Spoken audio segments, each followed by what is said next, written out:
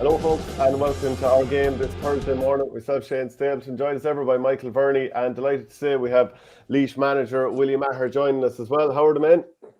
All good. Great now, thanks. Willie's joining us live from Cologne. You're kicking back there for the week in Germany. You off watching soccer or something, or what are you doing? No, I'm over with my wife for the week, and so it's a nice first guest from Cologne, I assume. Yeah, I think so. Verney, have we gotten anyone? We've had a few exotic places, but nowhere like that now. Yeah. No. Willie, what's it been like winding down after the hurling season? Because I'd say it was full on ever since you were appointed.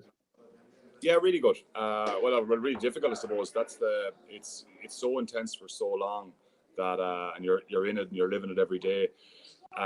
Thinking of, I suppose, how to prepare best and how to move the group forward, and very difficult as it goes to come down off that, because it is a roller coaster for a long period of time, and people talk about the inter-county game being all consuming when you're in it, and I suppose I've got to experience that this year, and it's very much that, but very enjoyable, but hugely I suppose time consuming and huge amount of energy in it.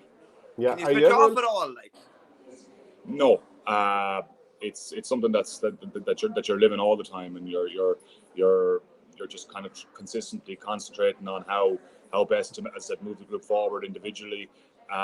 What needs to be done, I suppose that was the biggest thing for me as I was going into Laois this year, looking at the group, looking at everything that was available to us, and trying to, I suppose, match that then to drive it forward, which look, ultimately we didn't do on a results basis, but I think we made big strides as regards just understanding the group more, moving the group forward, and I suppose, we learned a huge amount as a management team. Yeah, I'm sure you're very frustrated not to be involved in the Joe McDonagh Cup final this weekend. So it'll be Carlow against Offaly at Croke Park, and even missing out on, I suppose, playing at Croke Park would be a big frustration. But what are your thoughts on this match, and how do you see it going? And like, will Offaly get a huge edge, because let's face it, they put out a second string team, effectively throwing the game, no matter how they say it, which meant that Carlow got through. So they'll have seen Carlow at full strength. Yeah, no, just I suppose the first piece is McDonagh, and my experience of it this year as an overall was very impressed as regards the standard of hurling and the standard of player involved in it, and the competitiveness of the Joe McDonagh was hugely impressive for me. Very disappointed, obviously, not to be going to the final this weekend. Everyone loves playing in Croke Park, and look, Laois got a huge bounce off it in 2019 as regards going there and winning, and you can see the same kind of, I suppose, momentum now with Carlow and Offaly going to the final. I think it'll be a very close game. I think it'll be very difficult. Look, ultimately, we were disappointed that Offaly put out their second string against Carlow, but look, that's the nature of McDonagh. They earned the right to do that, so that's 100%. It's okay for them. So it'll be very difficult this weekend to analyse it really from that match. I think Carlow, you look at their big players, look at Chris Nolan, look at Marty Kavanagh, look at James Doyle, three top-class inter-county players. And on the other side then, the Offaly, I think Burke, the fullback, is a serious player. Obviously, Sampsons are really, really good players. Owen Cahill, really efficient up front, and David Nally. They have a lot of Killian Kiley. They have a lot of really good quality players. So I think this is on a knife edge, and I genuinely think it's a 50-50 game. But look, it's what an experience for those guys going to Croke Park this weekend to represent their county. And as I said, the bounce that Laois got in 19 from it, someone else, Carlow or Offaly, are going to get that this weekend, and that's a huge motivating factor going into this. Verney, I'd say you wish you were probably 10 years younger at this stage, so you could be involved. Yeah, it's a fair game, tough game to call as well. Obviously, we can't really get a read on the two of them. Offaly beat them when they played in the league, and obviously Carlow won comprehensively last day. We're chatting to Eddie Brennan there recently, and he just said that something similar happened with Laois in 19, that they gave a good few lads chances in their last game against Westmeath. I think they drew at Westmeath, but they saw pretty much Westmeath's best team and were able to get a bit of a read on them. So Offaly probably have a bit of a read on Carlow, and well, I'm sure Tom Mullally has done his due diligence, and the stats and analysis team have looked at Offaly fairly closely, but Offaly might have a bit of an edge there. Offaly might have a bit of an edge when it comes to depth as well. Carlow have generally used very, very few substitutes throughout the McDonagh Cup, whereas Offaly have finished games strong and they've been able to call on lads from the bench. So I think Carlow might need a bit of a lead or a bit of a buffer going into those closing minutes. And if they don't have it, I think we might just about get over the line. But it's a very, very difficult game to call. And who do you see, Verney, as being the key? Like, what are the key matchups here? I know you mentioned to me before Ben Keneally might pick up Marty Kavanagh. Yeah, Ben actually picked up Chris Nolan when they played 2 weeks ago. Ben was one of the few frontline players that played the last day. He kept Chris Nolan fairly quiet. He could easily move over to Marty now. That'd be an interesting one. I'm not 100% sure who's going to pick up Owen Cattle from a Carlow point of view, but that's a matchup that they have to get right, because I see him at club level there. He kind of just floats around, and you can end up with 4 or 5 from play very, very easily unless he's tagged. Kieran Burke will pick up. Listen, between James Doyle, Marty Kavanagh, and Chris Nolan, Ben Keneally will pick up one. Kieran Burke will pick up another. And maybe Jason Sampson, who probably likes to sit back a small bit at centre back, he might pick up the other of those 3 if someone's playing out in the half line. So, like, Willie went through some of the names there. Like, there's a lot of big names there, a lot of really, really big names. And just on the competitiveness of the McDonagh, like, if you had said when Carlow won the inaugural McDonagh in 18 and were competitive in Leinster in 19, if you'd said that they wouldn't get back to the McDonagh final until 2023, you'd probably think they're mad. Like, so 3 seasons without even getting back to a final, that'll show you kind of how cutthroat it is. And that's why, and we'll probably talk about this there, that's why Wexford probably, you'd expect them to come up, obviously, if they get relegated, but it's not a foregone conclusion. When Offaly went down to the Christy Ring, you expected them to bounce back up and didn't even get to a final. So it's, you know what I mean? It's a tough competition usually, where you could throw a blanket over 4 or 5 teams, and that was the case this year. Willie, what's the standard difference between the teams that are operating in McDonagh versus Liam McCarthy? Like, and I'm asking you based on the league, and I know the league isn't full strength, but like, you were in a group with Tip, Kilkenny, Waterford, Dublin, and Antrim, so you probably have a bit of an insight. Yeah, no, look, it was. I suppose the athleticism is the real big piece as regards. Like, you look at even going on Thurles that first night, and the work that even Tip had done in the short term between Cal.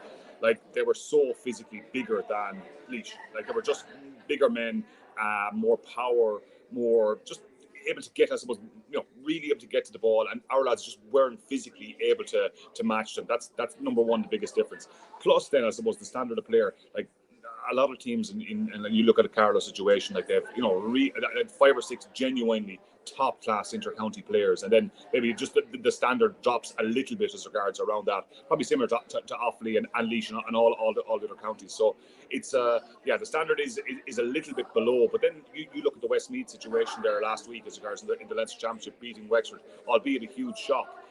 They beat us in the relegation final, puck of a ball between it. So I suppose those gaps can be made up between, so it will be interesting to see as regards Wexford.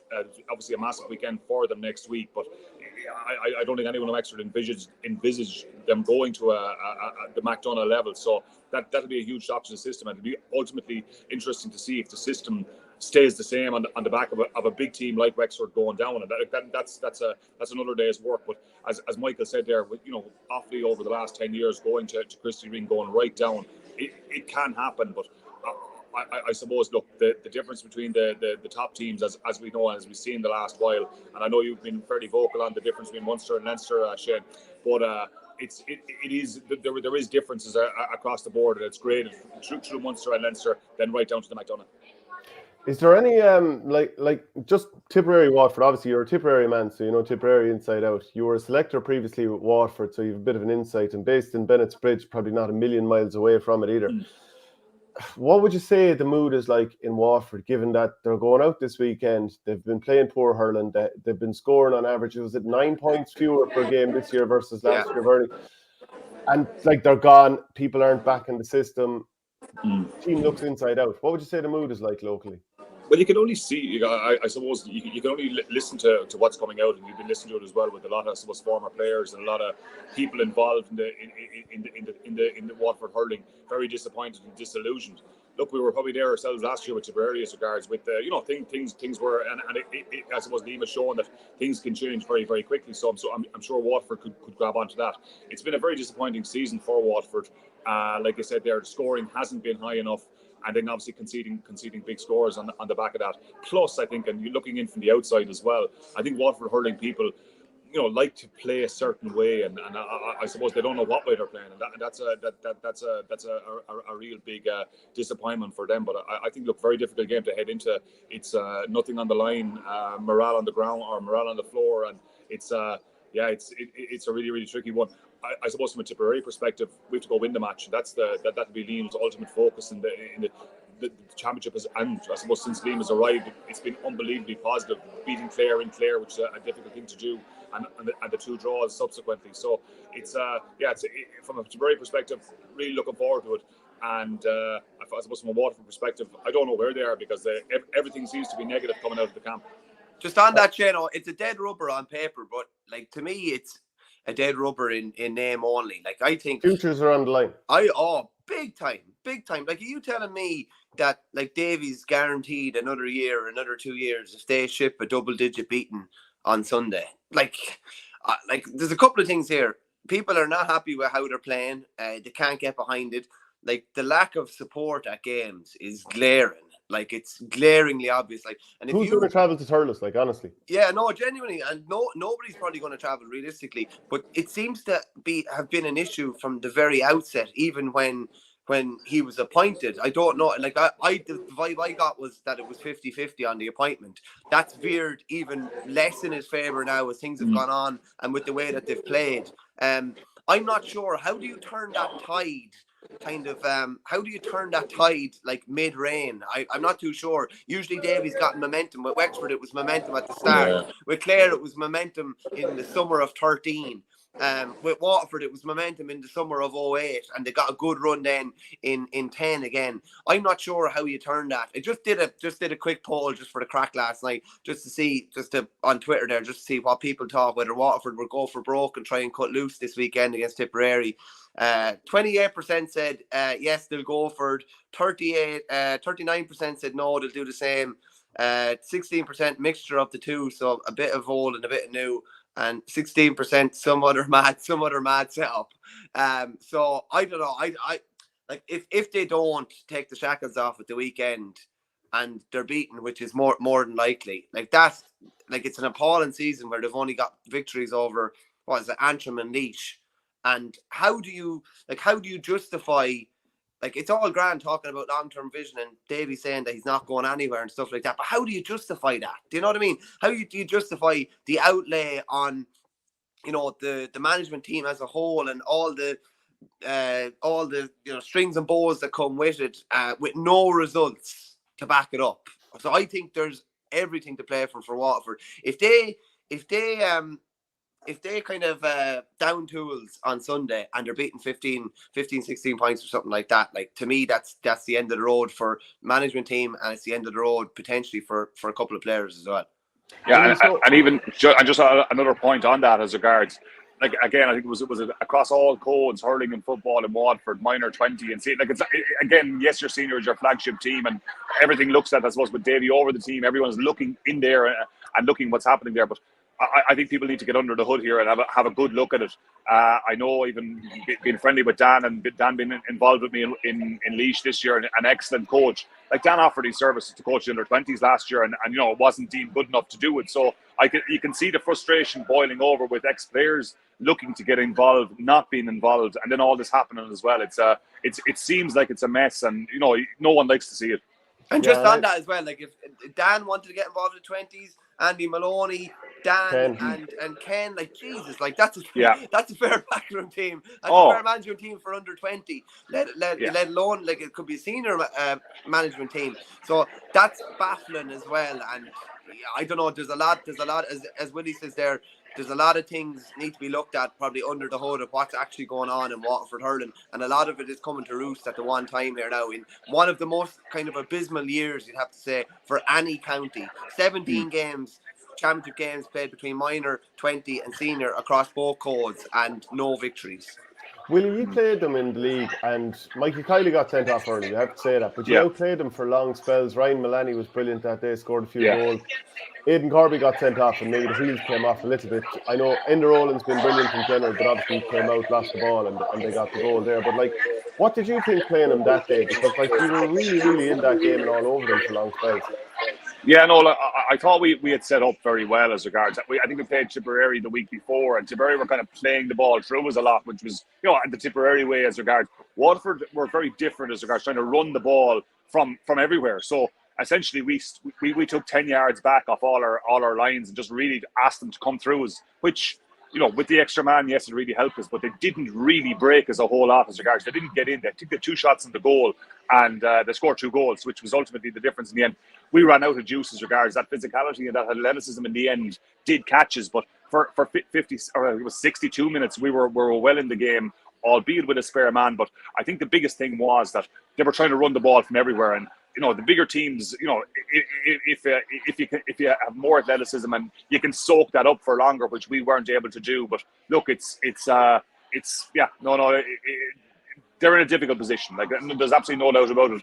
But a lot of quality players. You mentioned Mikey Kiley there. Like, best Fitzgibbon hurler probably in the country last year with Gerard O'Connor. Like, they have some fine players. It's just it hasn't clicked this year, and I don't know that the players don't seem to have bought into ultimately what Davy's plan is. And it'll be interesting to see where it goes, because everything is on the line this weekend for Davy and everyone else. Can I just ask you, Willie, because as a manager, like, would you want players coming over to you during a game asking what to do? Because I looked at Waterford last year and saw definitely 3 to 4 instances of players coming over asking the manager what to do. And to me, that's just like, I don't know, you can't be spoon feeding lads as well. Like, I'm sure that's not a scenario that you'd like. No, absolutely, and you're trying to simulate it in training as regards what's going to happen. So if you want to set up in a certain way, as I'll be in that situation, we're going to play 10 yards deeper. We're going to simulate that for the 2 weeks leading into that match as regards to see, can we just try to practice that? Because again, in real time, and albeit again in Portlaoise with no one at the match, you can get messages in and everything else. But like, you look at the White Heat and Munster Championship the weekend, you can't get messages in. Like, it's literally, you can't even get a mere phone over to get a message in. So it's so difficult to communicate on the field. So the work has to be done, and it's back to the Mickey Hart thing 15 years ago. The All Ireland is won before the All Ireland as regards your preparation is done. Players will react in a certain way through repetition and through what they've experienced over the previous preparation time, and that's what you want to do with players, because again, very difficult to give small messages to players, and again, for players to be asking for instruction on where do I go, what do I do, it's too late in my opinion at that stage if that happens. Yeah, and not to mention having somebody behind the goalkeeper. Directing puckouts. It feels like we're having, hammering Davy here, but obviously, look, we've many times talked about things that he's done well, winning titles in different places, but it really hasn't gone well so far. And you look at Colin Bonner last year, there was, some bright green shoots in some of the performances, but it was the manner of the defeat the last day out, and the fact that the Tip public weren't showing up, that meant that ultimately he departed basically. But Willie, like, obviously, Liam Cahill very well, fellow Ballingarry man. What changes have you seen in terms of how Tip were playing last year versus this year, and like, what players have impressed you? Yeah, well, look, I suppose I think we lost on average. I think it was 7 or 8 points last year in the Munster Championship. That's number one. That's a stark difference to what's happening at the moment. And day one against Clare, albeit Clare gave us 3 goals and missed a couple of scores. So, like, it was Clare's first day out as well. But like that was really impressive going down to Ennis and winning. Again, not rolling over in Cork as regards when the pressure came on and there was a red wave coming at Tipperary in the end in a pulsating game. Like, we held the line and we potentially could have won the match as well. Similarly, last Sunday in Thurles, I think it was really encouraging as regards that when Limerick squeezed, we didn't go away and we kept plugging and we ultimately got the equaliser in the end. But it was a really positive performance. And again, big matches are decided on decisions. And I felt, look, and this is maybe Tipperary blue and gold hat. I felt a lot of the big decisions went against us in the last 10 minutes where we needed them to go forwards. And ultimately, Liam was penalised with a red card, which I think is absolutely crazy. But it's something that we seem better organised. We have a great idea of what we're doing. Our puckouts were very poor last year, and our retention rate on all puckouts was very, very poor. Even on the second phase, as regards, I'm not sure what the stat was at the time, but we weren't able to get the ball down the field. And even that Clare match, the last match in Thurles last year, where we were beaten by 8, it was noticeably different that we weren't able to work the ball where Clare were. So I think the puckouts is a huge difference. I think our physicality, and you look at again an example of Jake Morris, like, he's just he's gone bigger, he's gone stronger, he's gone. we always knew he was a fantastic player, and from minor 20 and what he's done in senior level. But he's just gone to a different level this year. So I think, look, individually, I think we're better. I think we're better on I suppose, strategically on puckouts in particular. And I think there's a bit of momentum, and Liam brings that with teams, that there's a level of organisation. Mikey Beavens is coaching. I think it's very, very positive, and I think we're competing again. We've won nothing yet, but isn't it brilliant to be competing again as a county? Yeah, you actually have a team that you can really get excited about again, which is a huge thing. And this is despite a huge amount of players being absent: Ford, Heffernan, Morgan, Niall O'Mara, Cadell, Gerard Brown. Like, these are all players who could really add something there at the moment. What do you expect to see this weekend, Willie? Do you expect to see Davy play the same way? Would he swallow his pride and just say, okay, let's go back to a more of an orthodox setup here, the Waterford sort of way? What do you expect? I don't look again. I don't know if that's Davy's style. I think he's going to go ahead with his way, come hell or high water. But I just think an interesting, I suppose, window in was remember the handshake at the end of the league match, where I think Liam or Davy said, look forward to seeing you in a few weeks' time or whatever. So that'll add a bit of spice. Plus, I suppose, if Liam is there, they mightn't get the finger back at each other at all. Yeah, well, even I suppose, having experienced the GA disciplinary situation in the last weeks with Dan and Eamon Jackman, two coaches that were suspended for during or after the Carlow match for our last two matches, and it has huge impact on what you're doing as regards, particularly on match day, where warm up, everything else, and again. The boys, they didn't do, in my opinion, they didn't do wrong, and the crime didn't justify the penalty, because the lads didn't abuse anybody, and I was there. So again, the GA disciplinary system, you just don't know what way that'll work. I hope it works out for Liam, but I wouldn't be confident. Michael, any questions you want to throw at the Tipmen this weekend? Are you going to keep waiting to be asked? No, I tell you what, I throw it over to you first, Shane. Just history would suggest that putting in the effort that you put in against Limerick last week will have a massive effect on energy levels this weekend, will have a massive effect on your performance this weekend. So I don't know if Tip will be fully at it this weekend, even though there's still everything to play for. And I don't know. I just think that will have an effect on what they're able to bring to the table at the weekend. And I think if Waterford they have to up their levels massively. If they can throw the shackles off a bit, they might get a bit of joy. But is there any worry from your point of view about that? And just basically, like, it's about 80 minutes all told the last day, like really throwing it down physically to Limerick. And I think I personally would think it'd have an effect. Well, you had three lads who went off with cramp towards the end of the game. I think Gerard O'Connor was one. Connor Stakelum, and there was one other player as well. I'm not entirely sure, but three players went off. But I wonder, will Waterford look at the last few years and think Desi Hutchinson has got a lot of joy when he's been close to goal? Like, they ignored the fact that he'd done well against Sean Finn and Rory Hayes in the last few years. But will they say, do you know what, we'll put him closer to goal?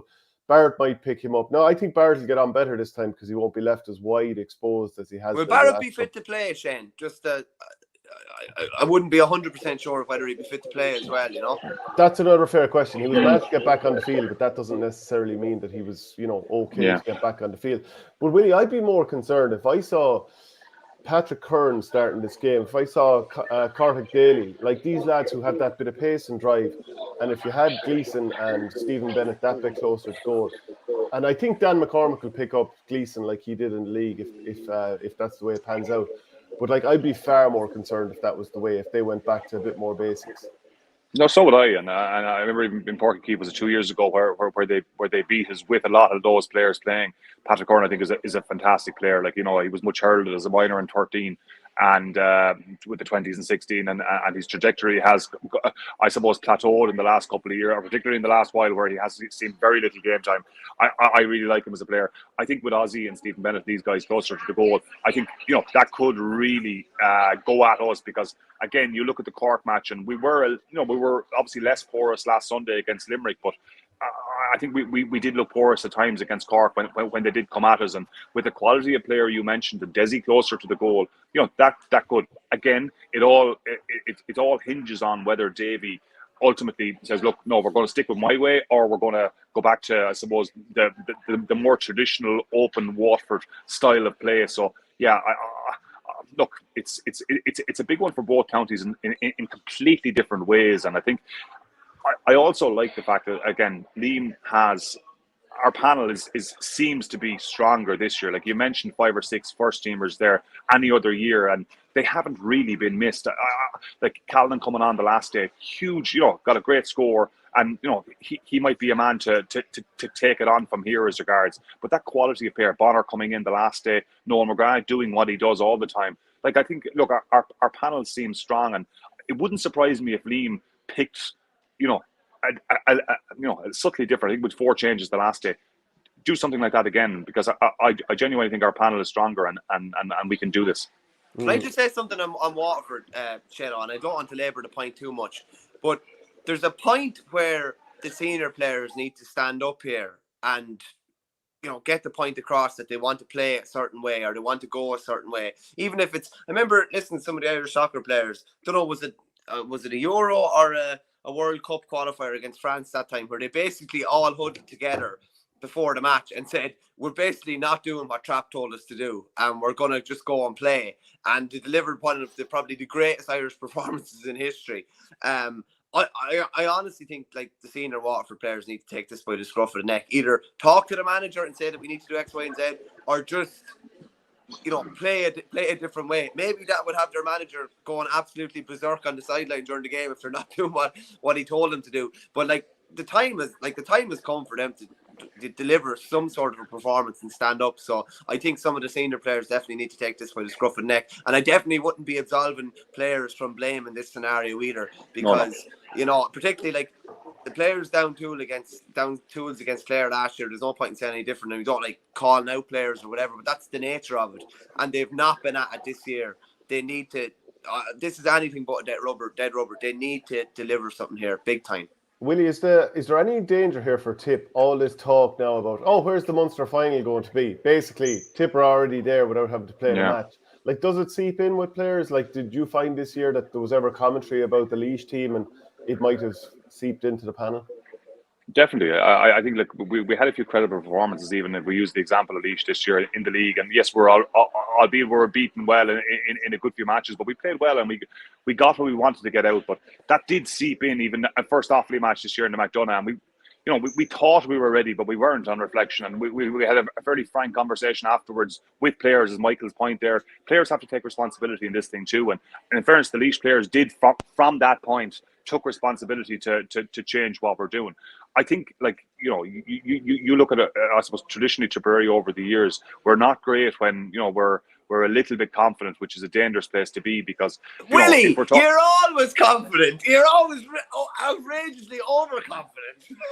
But I genuinely... Look, I think you're right. And I think that's a flaw that we have as regards, that we just get a little bit soft. But again, and I'd be, knowing Liam since we were young, that's the one thing that he doesn't allow happen. Like, you look at the 20 teams that won the All Irelands as regards, they never got soft, even though there were highly favourites going into certain games, and they won the matches they should have won, and they won matches potentially that they shouldn't have won, which is even a better anyway. But it's I think we're in a good place going in, but just that.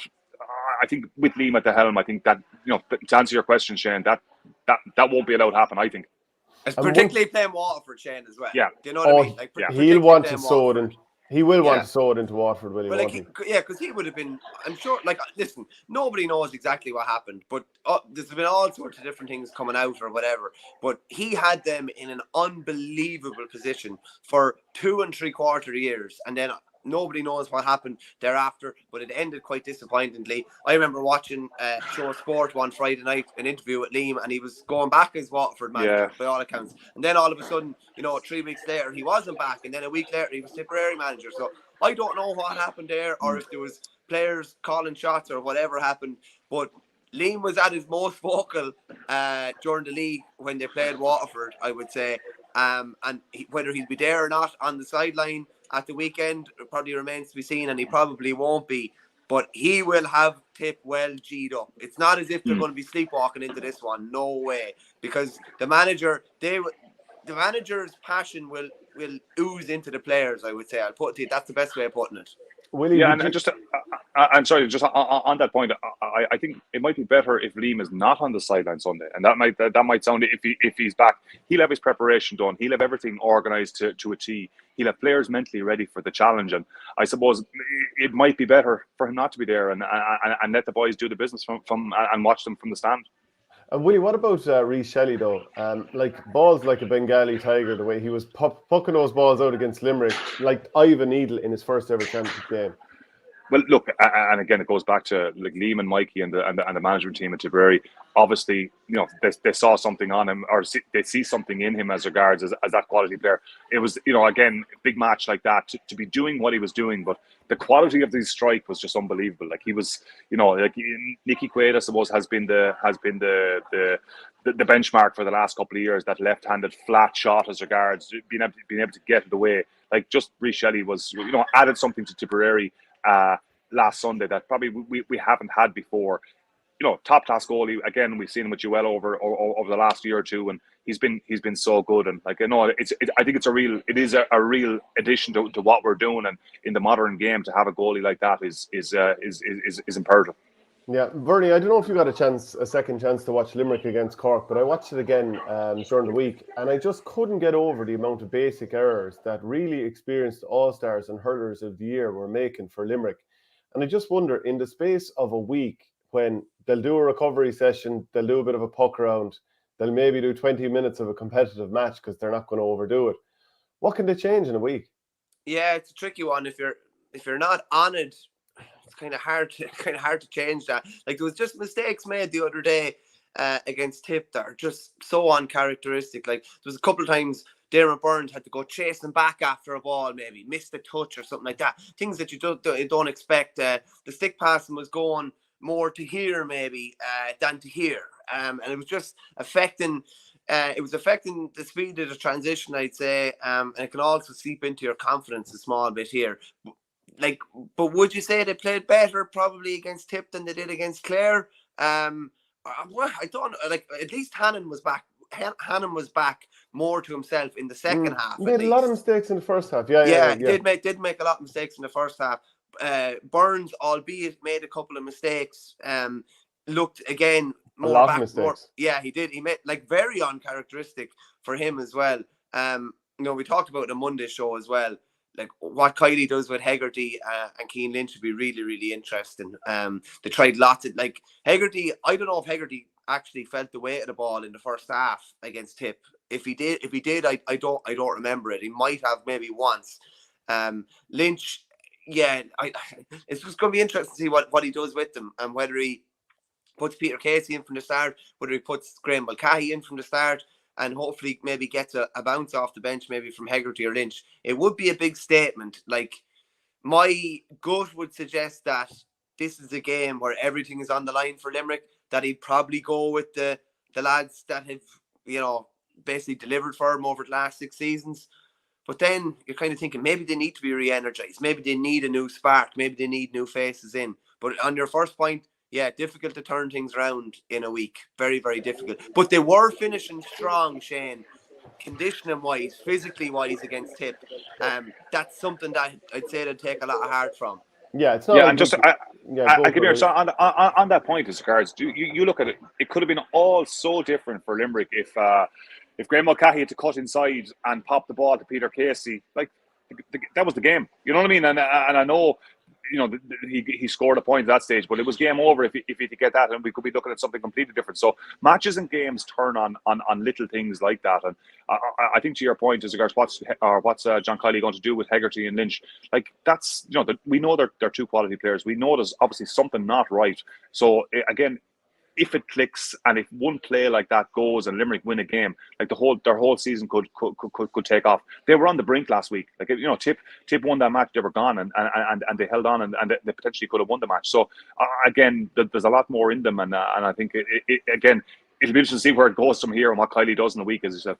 I just wonder, Shane, on the Graham Mulcahy point, and I'm not having to go at Graham at all because he's a brilliant player, but is that just a little tiny sign of things been a tiny bit individualistic and maybe been a little bit less about the collective, or maybe he didn't see him at all? But I just feel like last year whoever that was going through would have seen the player inside and they would have went for the throat. Whereas maybe things are a tiny little bit more individualistic, or just confidence is down and a lad just wants to get a score, and it's, you know what I mean, it's a little bit more about yourself and a tiny little bit less about the team. That was just my impression. That could be miles off, but that was just what I thought maybe by looking at it. Yeah, but even look at it, like some of their best scoring came from Cathal O'Neill, but some of the shots he took on were like low percentage shots, Yeah. but he's just so talented.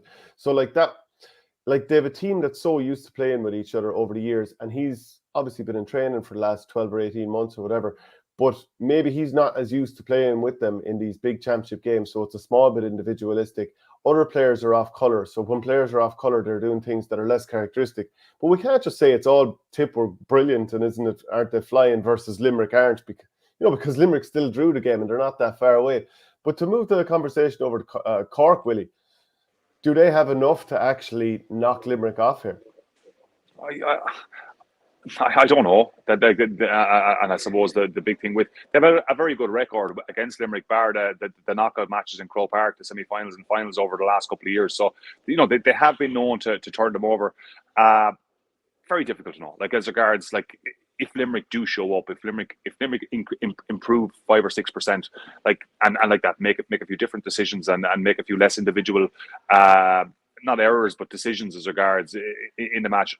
I couldn't see Limerick beaten on the weekend, because Cork, again, that was a soccer blow as regards Jim Ryan scoring in the last minute or in injury time to beat them in Ennis last week for Pat Ryan, who's obviously is an excellent manager with a very young team. But I couldn't see Limerick. I couldn't see Limerick being beaten the weekend. I think they will get it right.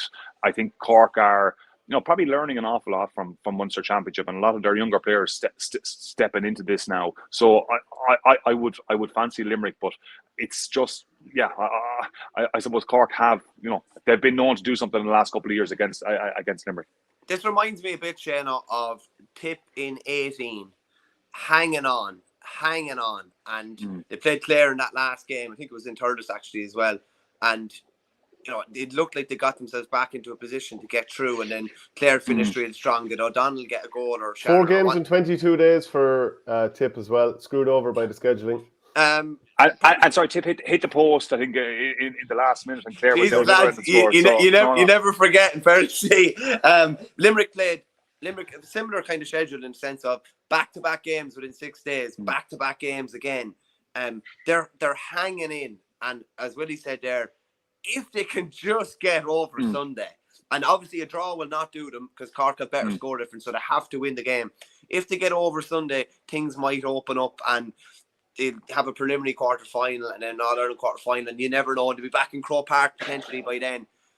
But Sunday is the big one, and like for Cork, this is a chance for Cork to really come of age. And there has been a little bit something different about Cork in the sense of got a result against Tip when they were probably under pressure, got back into a position against Clare when they really looked under pressure as well. Like, I think they'll half fancy their chances, and they're not facing the Limerick that we all, know and love or hate, depending on where you're from. They're facing the Limerick team that is on the ropes, and this is a chance for Cork to knock them out. Whether they can actually go and do it is another story. Yeah, well, look, looking at the forward line for Cork, right? So the last day they had Conor Lahan, who's probably been playing for 12 or 13 seasons, Patrick Horgan, who's obviously been there since, I think, 08 at this stage, and Harnedy, who's on the road a long time.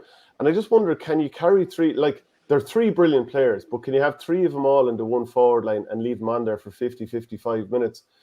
Especially a week after, for Horgan, he played 80 minutes. I think Harnedy played more or less the same.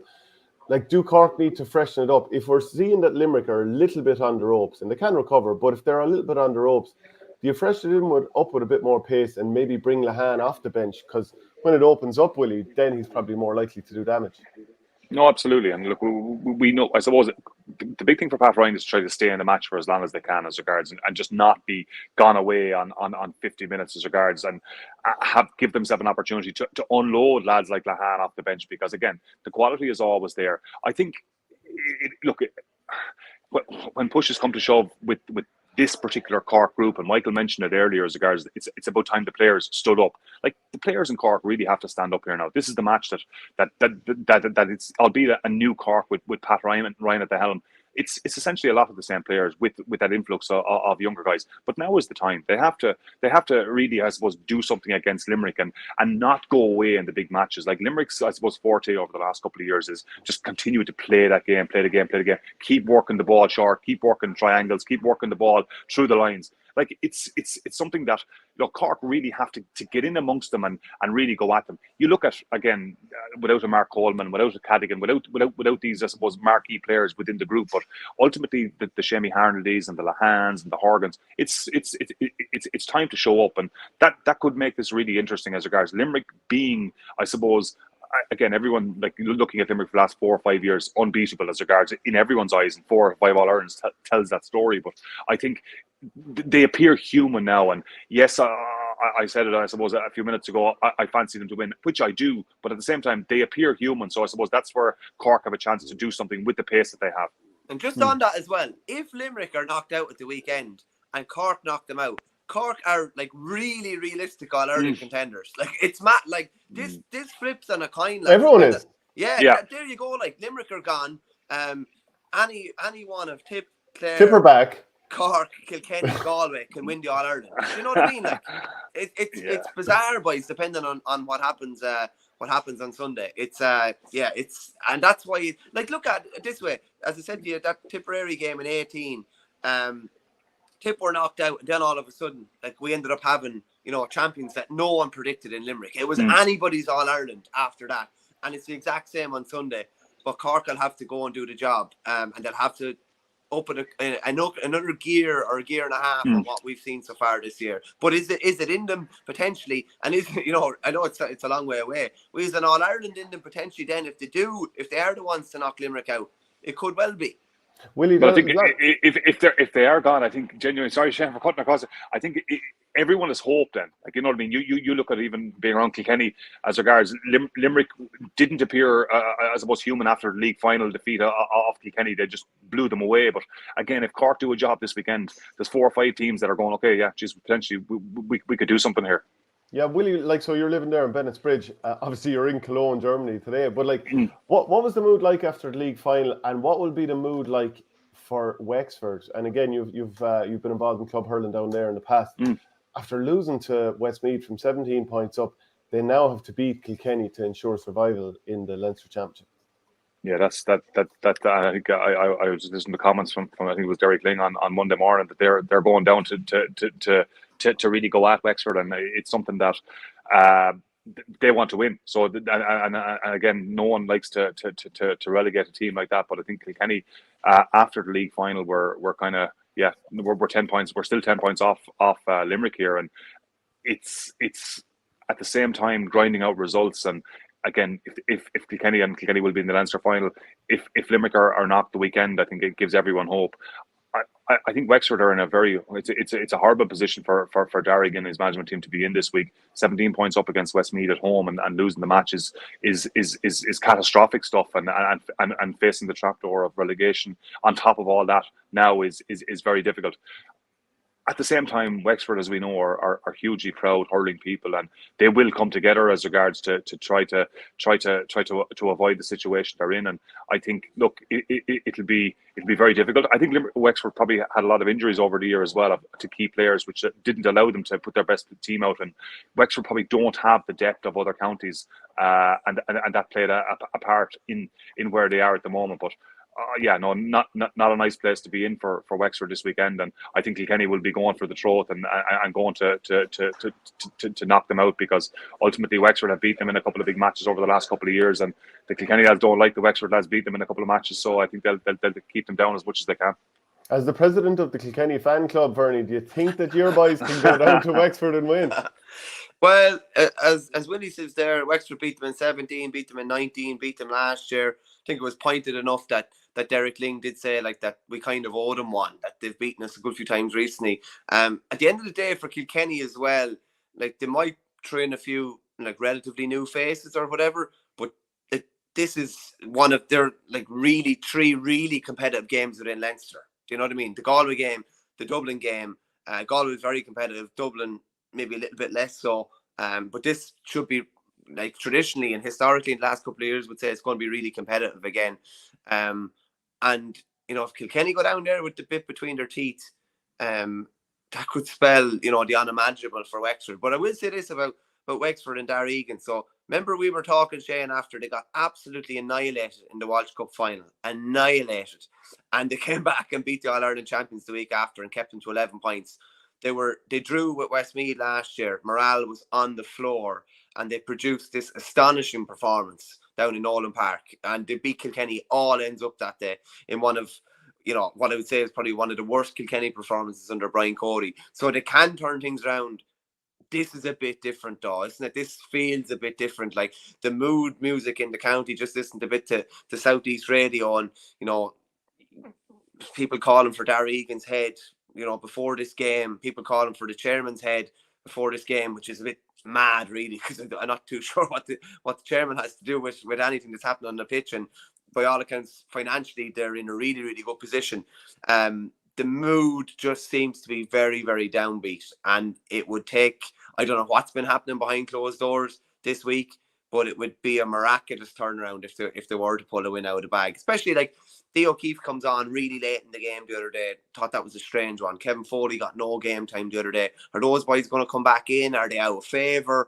I don't know. It kind of looked like they were trying to coast to the finish line against Westmeath the last day and get some minutes into lads, but not overexert themselves. And they got so badly stung that they're in a position where there's probably a greater likelihood of them being relegated than them staying up, I would say, at the moment, marginally. Yeah, Willie, Antrim, they're playing against Westmeath this weekend in Mullingar.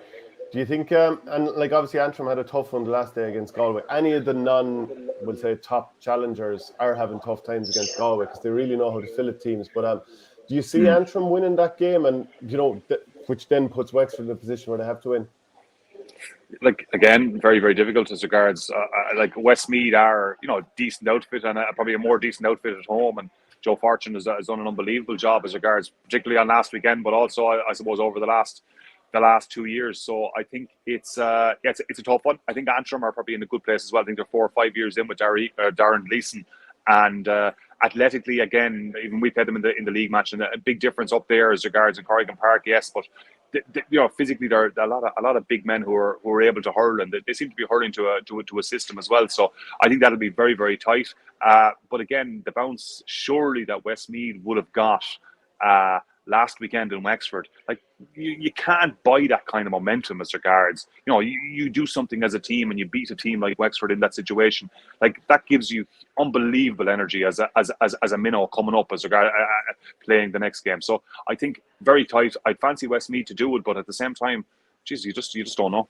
Just on that chain as well, Westmeath didn't pick up any injuries by all accounts. Kieran Doyle went off tired near the end of the game. They have, don't get me wrong, they have Angus Clark that's not in there. Killian Doyle is not fit, and a couple of other kind of big names as well. But they have Niall Mitchell back. He'd been out for about 16 weeks with a knee injury. Niall O'Brien is back as well. And as Willie says there, surely they get a big bounce. And they're going back to Cusack Park, where has been, the site of some of their really, really greatest results. I'm sure they want to try and keep things in their own hands as well. They get a result, they stay up back to back, retaining their status in Leinster. So it's just there's unimaginable consequences here between three teams at the top, and we're not sure. We know they're going to be in the top three, but we don't know in what order. 3 teams at the bottom, we know they're going to be in the bottom 3, but not in what order. And I just think these relegation style games, that's where real pressure is. And I know you played them on earlier on this year in the league game, Willie. That's real pressure. That's horrible pressure, and mad things happen in that scenario. Absolutely, and you go back to even to clubs, and I suppose we had the experience of Ballingarry being, I suppose, a senior for a lot of years, and ultimately getting relegated a couple of years ago. But we had gone to 5 or 6 or 7 relegation finals, semi-finals, and the pressure that's on a community. Similarly with the county this year, with Laois, we got relegated against Westmeath in an unbelievable game in Thurles, but it was just horrible. You don't know what to do, you don't know what to say to lads, because it's just something that you just don't want to be relegated, and it's a final that no one wants to be in. I think as regards even a big broader picture stuff, as regards our bigger picture stuff here, I think these teams that are hovering around, you see the effect of Westmeath now surviving over the last couple of years. That's been huge. Offaly, need to be back up there. Laois need to be in that situation. You don't want Wexford going down to McDonagh, and I don't know what the situation is. Like these are situations that the teams that I suppose I'm operating now with Laois at this level, like we want to be playing higher level hurling because it's better for us as a county, and trying to make our players more accustomed to the demands across the board of preparation and everything else, because again the levels of preparation at the top teams is significantly better. It's you just need a group of players to buy into that to really go at this at the level. But I'd like to be playing at a higher level as opposed to the lower level, and again no one wants to be relegated. I think just trying to get the championship groups more inclusive and including more teams, I think would be a big step, particularly for the teams at our level. Willie, can I ask you a final question before I let you go, because you've been great with your time, but there's a story in the Irish News about how Croke Park are set to clamp down and bring sanctions against any clubs involved in providing any form of competition for players under the age of 12.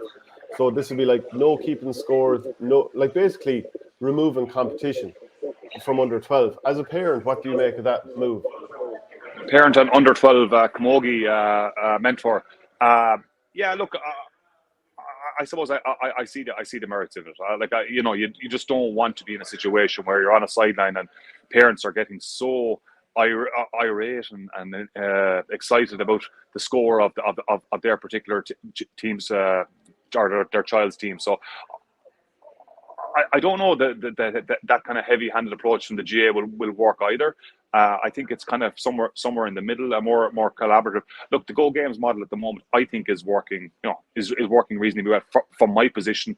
I get to go to a lot of under 12, under 10 camogie matches, and they're all played in the spirit of I suppose fairness, competition, no score, everyone gets a game, and I think that's good for all our children, because I think as a parent you want your child playing, you don't want your child sitting on a bench, and I think there's a certain amount. I think it's easier for the I suppose the bigger population centres now with hurling, and you look at Kilkenny City, the big clubs, you look at Waterford, you look at Galway, you look at Dublin, you look at, there's huge numbers of kids, and I think the Go Games model is suited for all those teams. The smaller country teams, that's where it gets a little bit tighter as regards with numbers and everything else, that you're having to play. Yes, you're having to play everybody, but you have to bring up maybe 10s to the 12s or whatever that to fill teams. And I think, look, it'll be interesting to see what way it goes in the next while. But I don't think a kind of a dictate or a mandate will work. And I think it's about working with people and underage coaches to find the best solution. Okay, well, Willie, look, thanks very much for joining us, and enjoy the rest of the trip in Cologne. Lads, best of luck the weekend, Michael. Cheers, Willie. Good man. Appreciate it. Good man. Good luck. Thanks, no man. bother. Yeah, what are your thoughts on this? Because there's part of me that not every kid loves to be, and this is suppose true for adults as well as kids. Not everybody likes going in for really hard competition, and maybe that turns a certain amount of people away from sports. Some people just like to participate. It's not about winning and losing. But then there are people who thrive on competition, where sport teaches you resilience, winning and losing in life, because so many things, you're mollycoddled as a kid and you don't learn to win and lose, and you don't, you become an adult then and you realize, okay, everything isn't just going to fall in my lap. So there's part of me that's torn. Yes, everyone should get to participate, but everyone, there should be a facility for competition as well. Yeah, it's an amazing, when you compare what underage was like when we were growing up compared to now. It felt like the centre of the earth, like Parish League under 14 or whatever. You're going out, there's a parade, heading out into Bishop Quinlan Park. And whether you were right or wrong, you felt like the whole parish was there to watch this massively important thing in your eyes. Even though obviously, you go down now as an adult and watch yourself, and you're like, you're down there to support the kids, but you're kind of half looking off into the distance. Yeah, it's just poles apart. I remember playing, we played ground hurling leagues in Burr, and it was so cutthroat. You still did that at an adult level by the looks of it. But it was you actually couldn't kick the ball as well. That was one thing I remember. You used to get blown if you kicked the ball. But there was maybe 8 different teams assigned a county and a captain, and it was just it was brilliant. I loved it now, to be honest with you. Now, maybe not. I think most people taking part did now, but it was all played in good spirit. The problem is when you have, generally, there's a couple of lunatics ruining it for most people that just take it way too far, take the element of competition and winning way too far, start if they have 17 of a squad and it's 11 aside, they play their best 11 and they leave the 6. You know what I mean? They leave the 6 off because they want to win the game. And there's people like that, and people are roaring on sidelines are generally losing it, or ruining it for everybody else. But just on something here I wanted to bring up there, SSRI made a really good point. I think it was SSRI, one of many good points. He said, wonder will the GA suddenly change their mind if Wexford finish bottom and organise a playoff with Joe McDonagh Cup winners to see who goes up or down. I just checked it out because I remember said it to you on Monday's show. I actually played in a relegation playoff, an All-Ireland relegation playoff in 2019. We beat Antrim 128 to 13 points, and Clare beat Wexford in the corresponding semi-final the same day, 214 to 218. And the Wexford Antrim playoff was never played. They made a decision thereafter not to relegate somebody, not to play that final game. I wonder will something similar happen here, potentially. The one thing I will say is about people are saying, where were people when Offaly got relegated from the Leinster Championship? Offaly, deservedly got relegated from the Leinster Championship after being resoundingly beaten in every game. They 100% deserved to be relegated. Wexford were Leinster champions 4 years ago, or could beat, and a good few teams on a day. Could be really competitive with Waterford. We're really competitive with Clare last year, Dublin, Kilkenny, Galway. So I think it's a different scenario if they were to go down. And it's not good for Ireland. There's no point in saying any different. Whether you should change the rule or not, you probably shouldn't. But I'm just saying it's actually it's not a positive thing. And Hugh Paddy had a good comment there about when Carlow win the McDonagh Cup at the weekend, that the McDonagh will be absolutely stacked next year. Offaly, Laois, Wexford. I hope that's not the scenario, and I hope you're still there. But it's not good for anybody, particularly Wexford, and it's not good for Ireland if Wexford do get relegated. Hopefully they're able to work their way out with. But that's not to say that I want to see Westmeath or Antrim relegated. I don't. The more teams at the top table, the better. And Westmeath, if Westmeath are relegated, how deflating would that be after 7 days after the greatest moment in your hurling history? Do you know what I mean? Antrim got the draw against Dublin, probably should have beaten them in the first round. And then if they get relegated as well, it's like 1 step forward, 2 steps back. And I don't think that's good for anybody either. Right, so we're going to do a hurling power rankings now, our 4th one of the year. We're going to try, let's set a time limit of 10 minutes here. So it's 9:29 now as we're doing it here live. So it's done by 9:39, all right? Yeah, okay. Okay, because we have Shane K. Kern coming on to talk about football, so we want to make sure that we're not interfering into his time. So the big one, here's on the right-hand side of the page, is our last rankings, and we're going to fill this in the middle. So will we just start filling it out here? I think we both know what's going to... Huh? No, do you know what? I put Clare in at number 1 now. I couldn't confidently say that Limerick are going to still be in the championship after Sunday. That's why I'm going with Clare, because I know they got hammered in the All-Ireland semi-final last year, but they've been so consistent in 2 championship years here. And even the year before, remember when Cork got to the All-Ireland final, they were within a puck of a ball, within a Patrick Collins save from Tony Kelly, getting into a big run, and who knows what would happen. Now, Conor Cleary, you'd presume he's out for the season. That would be probably adding the biggest question mark I could think of for Clare. Yeah, that's definitely a big question mark. You get away with it in a given, in a game, making a change, but whether you get away with it long term is another story. John Mullane had an interesting one on the throw-in the other day. He reckons McInerney back full back, Aidan McCarthy back wing back. I couldn't see them taking him out of no, I couldn't see it happening. I'd say you've got Shane Amori, who can obviously come in with pace. I'd love to get a few comments from our Clare viewers. Surplus forwards, though. Deficit in the backs. He could still hit the freeze. Yeah, but he's just he's a game breaker, and you're having him so far away from goal that I want him running inside the 45, the opposition's 45. Yeah, I still think you could clip 2 or 3 a game, but that's for another day. I just thought it was an interesting one because they do have Shane Meehan, Ian Galvin, David Reedy. They've loads of forwards. They've no problem with the forwards. Now, taking frees might be tricky or whatever, but I'm happy enough with Clare number 1. And I will say this. I thought Clare were the 5th team in Munster at the start of the year. As it progressed, I thought they were the 4th team. And then by the time push came to shove, I thought they'd be the 3rd team. But barring those mistakes against Tipperary, they probably would have beaten Tipperary first time out as well, and they'd be 4 from 4. And they bounced back. They bounced back so well. Clare number 1, I'm happy with. Let the record show that I said Clare would get through from the start. Good man, well done. Aren't I fair yoke? Right, who's number 2? Like, do you think Limerick will get through this weekend? Just about. Yeah, so we have to make them number 2, even though, like, we still know they're obviously 4-time All-Ireland champions in the last 5 years. We obviously have talked about them in such glowing terms all the time, but they do look like they're teetering on the edge. So this is the first time in God knows how long we haven't had them number 1. But, like, I think that they could lose this weekend, but I think they'll come through. But even so, they'll have to play a preliminary quarterfinal, which they'll obviously win, and they'll win handsomely against Carlow or Offaly, either or. Now, there's obviously Tipperary could lose to Waterford and they could end up in a provincial final, but then they'll have to play a quarterfinal, semi-final, and final. I don't think they'll come through. If they have to go the back door, I don't think they'll go through all the way this year, given the form of some of their key men. Yeah, it's I'm really I was 70-30 last week on whether Tip could turn them over. 30% thought they might. Like, it's probably 60-40. Something nagging at me that just thinks that Cork, this might be, like, they have stood up a good bit more this year consistently than other years, I would say. Yeah, like, it should be Cork's year, but sorry, it could be. And, like, given how Limerick are going, and I think it's just hard. They're getting by on heart at the moment and muscle memory in terms of how they're playing. Some of the lads, like, producing massive moments because they've been such big players.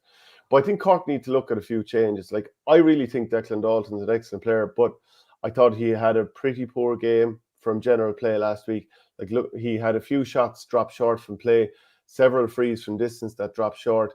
He got the rebound for the goal, but other than that, it didn't happen for him. I think Lahan probably better off coming in from the bench. I think Harnedy and Horgan both playing on the inside line. There's a bit of a pace deficit in there. I'd love to know if Jack O'Connor is fit, because I think he wasn't in the panel. And, like, with his pace this weekend against Limerick, he could be, like, maybe he's just not playing well. Maybe he's out of favour, or maybe he's injured. I don't know. I think they need players that will really could potentially scorch Limerick. That's what I think. And Robbie O'Flynn being out is just such a massive blow. Yeah. Okay. Let's get back to our power rankings here for a second. I'm probably like Clare, Limerick, Tip, I'd say. Yeah. So we're happy enough to have Limerick second. Yeah. There's still a question mark even on them being second at the moment, being honest. But I think they'll just about get through at the weekend. Yeah. So I'd be looking for Galway next. Galway have been more impressive than Kilkenny so far. I don't know. I've said it week after week after week. I just haven't got a read on Kilkenny yet. Haven't really got a read on them. Like, I just haven't seen enough from them yet. And a good few of the Ballyhale lads, by all accounts, look pretty tired and kind of jaded the other day. Richie Reid aside, I'd probably have Galway marginally ahead of Kilkenny. Yeah. Yeah, but Galway do need to they need to win a Leinster title. It's 2018 or 2019? Yeah, because Kilkenny are looking for 4 in a row, and they do need to lay down a marker. Kilkenny got to a league final, but everyone knows that they were in the weaker side of the league draw, and they played Cork, beat them at home, dream draw in a way, just to see can physically Cork stand up in this game. They didn't, and maybe that won't happen. Maybe that'll be the problem for Cork again this weekend. They got. You could have made a case that they could have done a bit better in the league final if they took a couple of the goal chances, but ultimately they fell away there.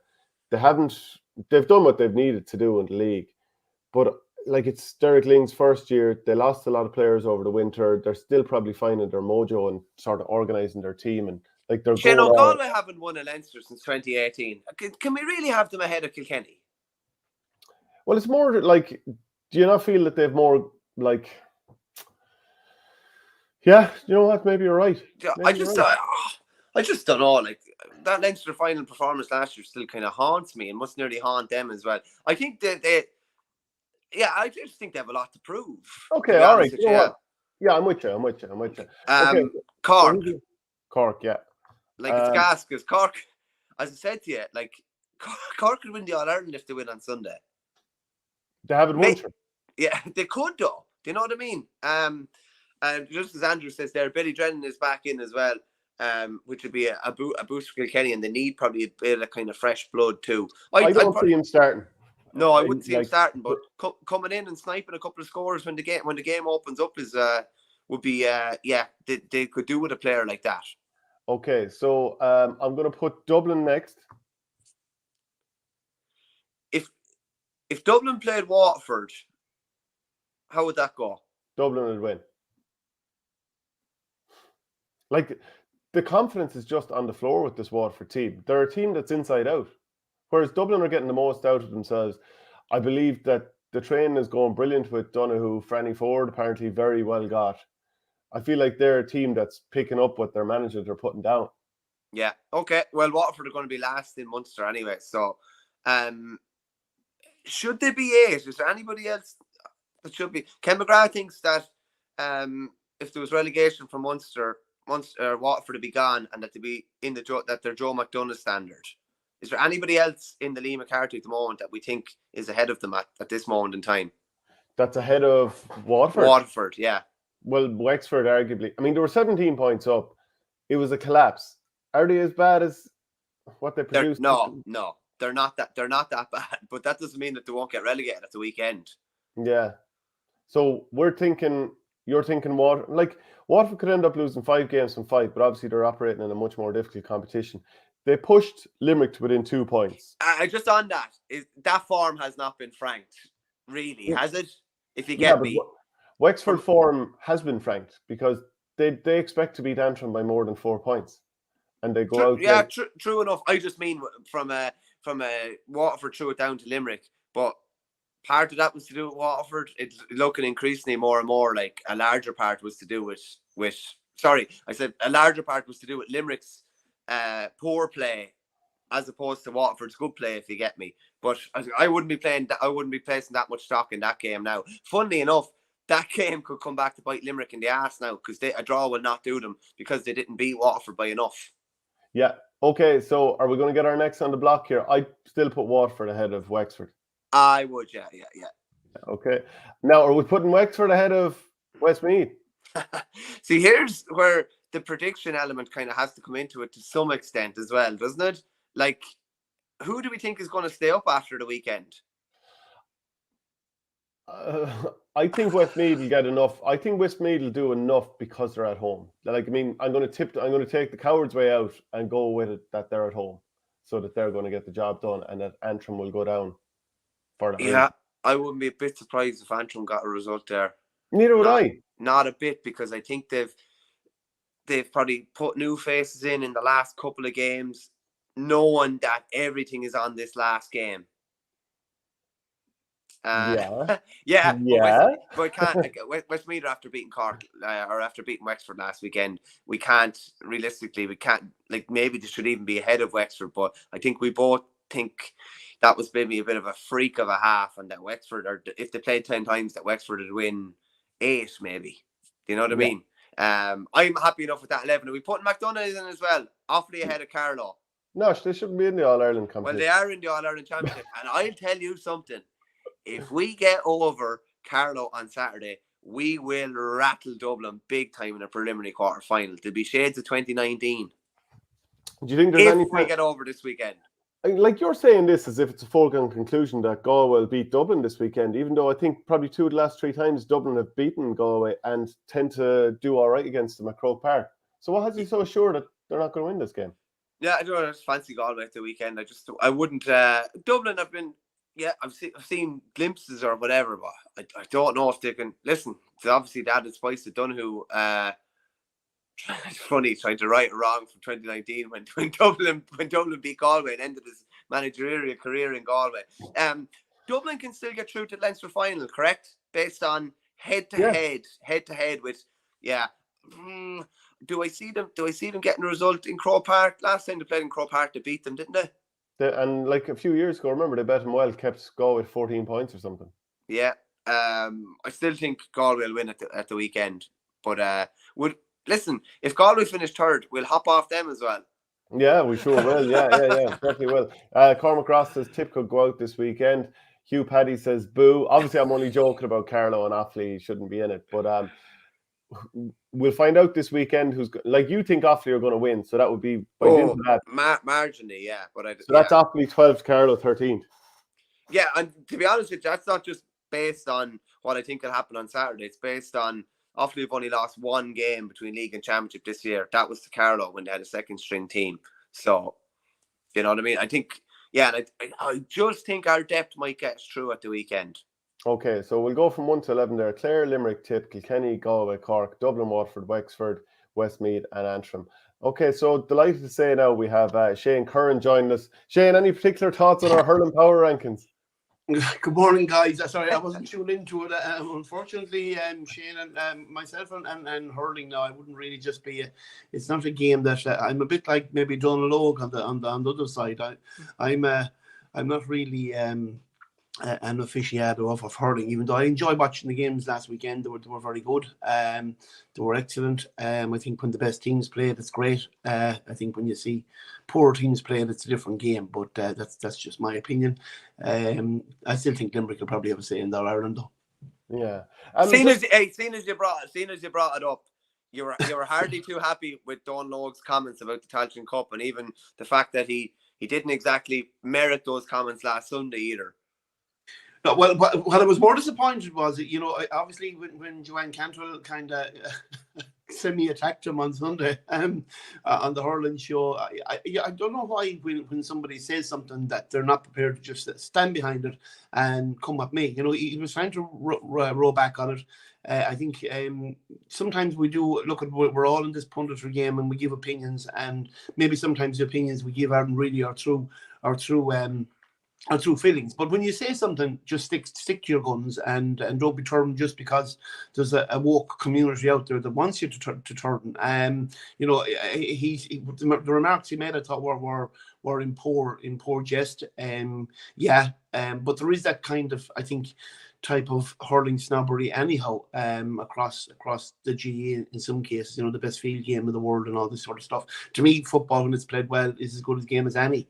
And I think hurling is suffering through maybe from a lot of different tactical issues and tactical ploys, and they've gone away from the traditional game that the older, certainly, fraternity would like to see. Sometimes something similar to football, but I think in some ways you've even a better spectacle. So look at it, you can be critical, I think, of any organization or any part of the organization. Critique is important for people to get better, but I think sometimes you've got to just be respectful as well that there are players who like to play other games, and be it handball, be it basketball, be it rugby, or be it soccer, Gaelic, hurling, or football. I don't think it matters once people are playing and they're playing at a level that they can compete in. I think it's important, and I suppose that the irony of the whole lot is I think there's probably 5 or 6 cups in hurling, so it's not just about the McCarthy Cup. It's Christy Ring, it's Rory Maher, it's so many more others, and I think by being disrespectful to the Tailteann Cup, he was in effect been very disrespectful as well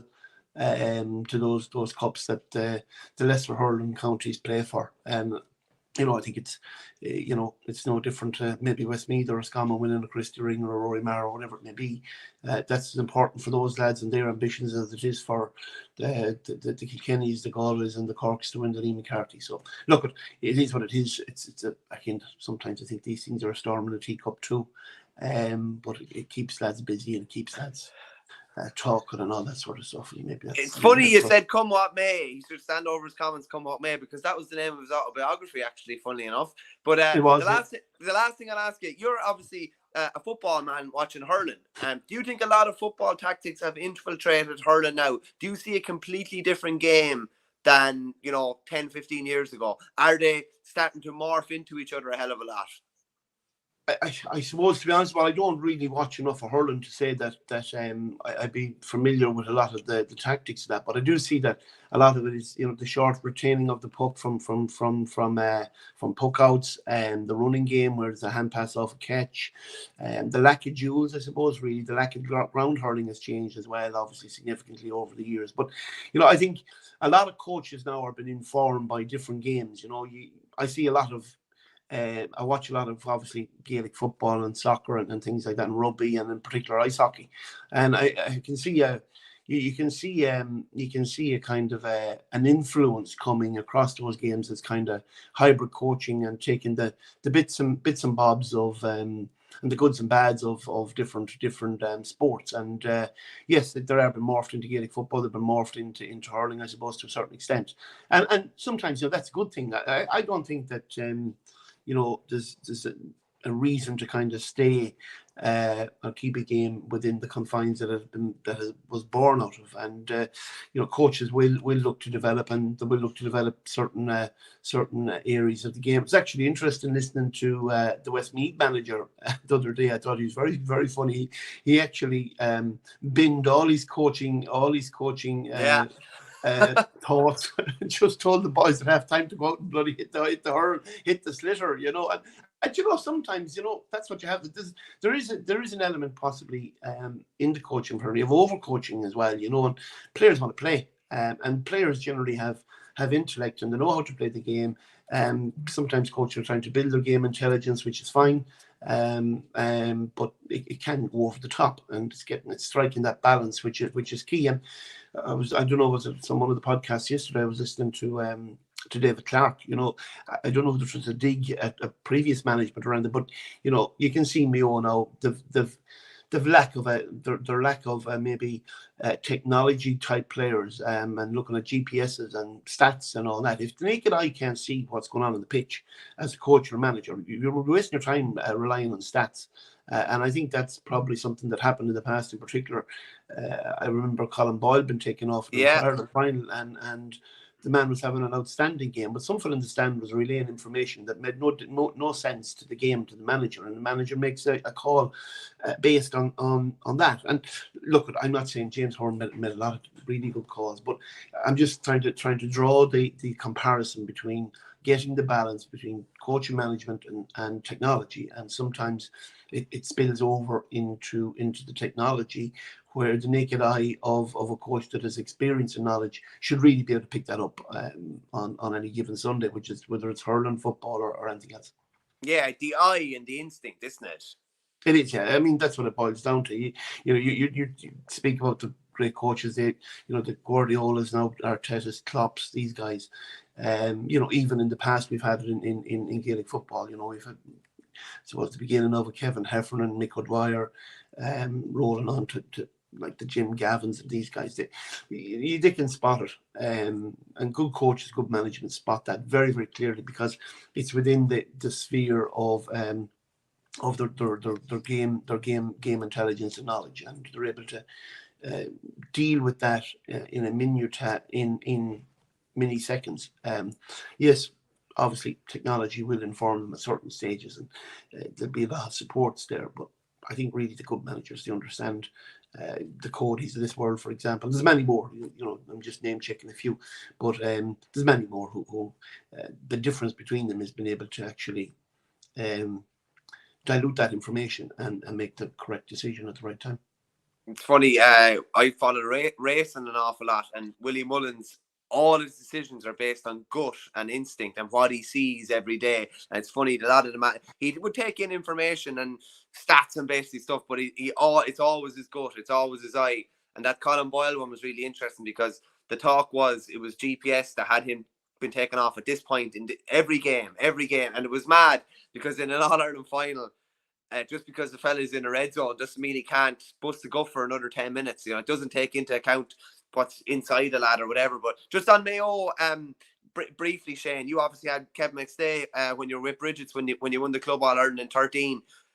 They were off for 6 weeks. They produced fairly scintillating football last weekend against Kerry. I presume they're right back in the mix again. The hype had died down, and now it's probably back up again. Well, they are. They've put themselves right back in the mix now, because I suppose with the disrespectful, disparaging towards Cork or Louth, Mayo beat both them teams, and they're into a home quarter-final, I think it is. They're certainly into a quarter-final without having to break a gut or break a leg. And it's interesting. I was listening to Peter Canavan, I think, on one of the shows during the week as well. It shows the difference really between a competitive championship and one that maybe at times spills over into over-competitiveness. That's the North, Ulster and Connacht and maybe the rest. Kevin allowed the players the break of 2 weeks after a kind of a grueling league and a disappointing defeat to Roscommon in the Connacht Championship, whereas Tyrone were back on the horse again after a defeat on a Tuesday night. And sometimes, players need at certain points of the season, they need that break, just even a mental break, away from the drudgery of getting into a car and meeting a manager every week or meeting a coach and staff that they're probably fed up listening to over 4 or 5 months. And people need that little bit of a break from each other, and you come back more refreshed, you come back more energized. And I think we've seen in Mayo's case that that give them an advantage against Kerry. We won't know really how things pans out. I think Kerry will be in an All-Ireland semi-final one way or the other. When they get into Croke Park, there'll be a different animal. If Kerry met Mayo and Croke Park in an All-Ireland semi-final, All-Ireland final, who would you have as favourites?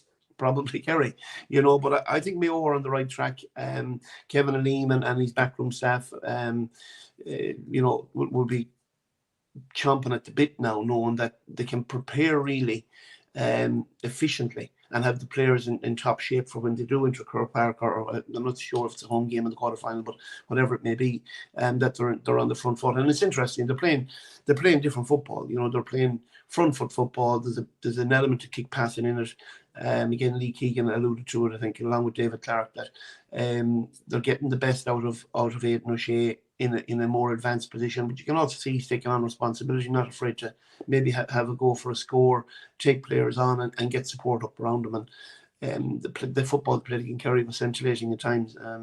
They're enjoyable to watch, aren't they? They're really enjoyable to watch. They're very enjoyable to watch. They're an incredible team to watch, and they do play very good football, and they play with very similar to Dublin, to be honest about it. They're very strong runners. They break into the transition all over the place at pace, and it's probably one element maybe where Galway probably need to improve, I think, in terms of getting towards the nuts and bolts end of the season, is that transition at pace and maybe less lateral football passing. But I think Mayo with Kevin and Liam, I'm not saying they're gamblers, but they do want to play the game on the front foot. They do want to play it vertically. They don't really have a lot of time for this horizontal stuff. And I think the players that they have, allow them to kind of do that, and they've got threat all over the pitch. And the under 21s coming back now that missed the Connacht Championship. There will be a strong outfit, and they're going to be strong outfit for a couple of years. And you've Galway there, you've Derry, to a certain extent, probably Tyrone, Dublin, and Kerry. And I think outside of those 6, that's kind of it. Just a quick one on Kerry, Shane. They kind of sleepwalked through Munster, really. Did a very, very easy provincial campaign. Is it time enough to get that kind of boot up the rear and be able to turn things around now? Or have you seen a big thing that a lot of people seem to be saying, and I probably saying it myself, looking at them, I haven't seen anything different. Do you know what I mean? I've seen the same as last year. And when you produce the same as last year, people are analysing you very, very closely because you're champions. They're finding holes maybe that they weren't able to find last year. Have you seen anything different in Kerry that suggested they could do back-to-back? Well, I thought we're very lucky to do one of the backs. I'm not too sure if they can go back-to-back with the group that they have. Jack will be cute enough. I mean, yeah, there's loads of time for them to recuperate, without a doubt. But there are voids in the team. And that one of the biggest voids they have, I think, at the moment is midfield. Can they sort that out? It's possible. Defensively against Mayo, I don't know that they take their eye off the ball. I think certainly that if that game was replayed again, you would have a different kind of a mindset and a different setup. Look, they still got huge threats. I mean, and David and Paddy and Sean Sullivan, all these lads, they've got huge threats around the pitch going forward. I think the issue they have is that midfield is a problem, without doubt. And David Morden's loss is been felt. There's no doubt. Mayo could have ran in 5 goals the weekend, and without shame and goal, they would have had. And that's something they will address. So they're very good at that. And where they see problems, they can rectify them. Have the personnel to rectify them to get to an All-Ireland final, win an All-Ireland final this year? Personally, I don't think they have. I think if Conor Callaghan been fit last year, we've probably seen a different result at Croke Park as well. So that's the way it is. That's football. It is. The landscape is kind of evened out. I think there's 3 or 4, maybe 5 teams there that are probably near enough the same level. And it's on any given day. Then can they reach for that little bit extra and find something different? If you can hold, if now been the operative word, hold David Clifford, where else do Kerry go looking for scores? And that is a conundrum for them. Look, he's just a world class player, a superb player, probably one of the best that has ever played the game. But if he picks up an injury or he loses a little bit of form, or somebody finds that magic box that can keep him tied down, well, I think then Kerry's problems will multiply. Speaking of the magic box, I'm wondering if you were playing against David Clifford as a keeper, is there anything you'd be doing, or would you have any tricks up your sleeve to try and put him off his game, or would you be outstanding in front of him, or what way would you go about it? Well, none I could say maybe on the radio, because Twitter might come out. I'd probably have to hide for a week, but I think one of the things I'd probably bring in the sub-keeper with me. Anyhow, that'd be one of them. But I don't look at he's just a great player, and he's just a superb player. And it's lovely. I think it's great for the young people, young kids nowadays to actually go to see the likes of David Clifford or Conor Callaghan, or in our case in Roscommon, we're lucky enough as well to have a Brian Stack. So we have, every county has their heroes, but I think in terms of really top performers, David is at the highest of the high. And I think when he's finished his career, he'll be looked at as certainly in the handful of top players that ever played the game, if not the greatest. So look, I'm sure. Give me one. I'm sure there's coaches up and down the country. I'm sure there's coaches up and down the country that'll be trying to work that one out. Give me one reasonably PG tactic there. I had my day, and I'm afraid maybe some mightn't have been too happy with the antics either at the time. But look, that's neither here nor there. It's gone. It's done and dusted. But it was always entertaining anyway. It was always entertaining. It mightn't be that entertaining for those listening to it ahead of me, but anyhow, it was what it was. Just looking at the Roscommon game at the weekend, Shane, obviously facing Dublin in Croke Park, it's been a brilliant campaign so far, you'd have to say. Retaining Division 1 status in really, really good style. I think it was 3 Connacht teams at the top of Division 1 this year, probably the first time ever. Getting the win over Mayo, first time out, obviously been beaten by Galway the second day out. What are you expecting from Roscommon now? Having been up for the league and maybe got up for the Mayo game, would they have taken things down a small bit and tried to get back up for the All-Ireland stages again? Obviously, and for this first game is the biggest game of the 3 that they're going to play. Yeah, I think so. I think Davy and the management team, they'll have looked at the season, as you quite rightly alluded to, has been very, very successful and very good so far. Notwithstanding, I think we were poor against Galway for long tranches of the game.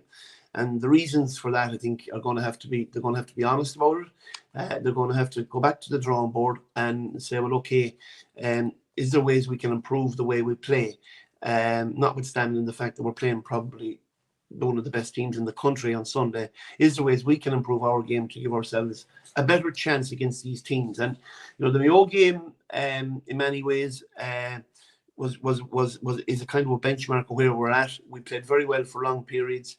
We got 2 goals that gave us a really, really strong standing in the game and gave us something to fight for. The Galway game then was a complete, almost the flip of that. We ended up chasing the game. We're 8 points down, and against that level of opposition, when you're 8 points down, the effort you have to put to get back into the game is so much that the better teams will pick you off at some stage, and that's what happened. Notwithstanding goal, we got a bit of luck with the goal and things like that. But I think anyone coming out of the hide would say, in all fairness, that the best team won on that particular day. And Roscommon's kind of fault line, if one was to be critical about it, was our inability really to defend higher up the pitch, to transition quickly, and then to get the scores from those transitions, where Galway were finding it, they were up further, maybe 10, 15 metres up the pitch, and they trusted in their one-on-ones, the back, maybe with a +1 now and again, they tied up our marquee players, and they won the game from there on Sunday. Roscommon face a similar situation. Obviously, top team in Dublin, but I think if we just decide to defend in a low kind of defensive block inside a 45-metre with 13, 14 players behind the ball, there's only going to be one outcome, and it won't be pretty. I think we have to find a way of keeping at least 2, if not 3, up top. There is talk that Keane Connolly may start, Rory Fallon, Paul Carey, or lads that haven't either seen game time this year. And there comes a time in the championship where you have to look into your squad, delve into it, and see what these young guys are made of. And maybe Sunday's one of those days. Keane is obviously an experienced player and has played for Roscommon for years, and really, really top guy. And we need somebody like him to be able to retain the ball on first phase transition. If you don't in Dublin and you become slow and lateral on the first passes back, you're in trouble, and you're going to be in trouble severely. And we've seen Dublin what they can do with against the likes of Louth, even, who would have traditionally been seen as, under Mickey Hart, a very defensive team with a low block or low defence, whatever you want to call it, deep defence. They just pick holes in you through runners, and the transition so fast. Again, AKMAO, 2-3 kick passes, and Jack McCaffrey, Davy Byrne from the full back line are suddenly up popping the ball over the bar in the middle of the D, the other side of the pitch. And that's something that look, not all teams are equipped to keep these guys at bay for 70 minutes. Our Roscommon, we have potential, absolutely, without a doubt. Do we have the engine capacity to and that physicality to keep with them? They're question marks that we'll have to answer.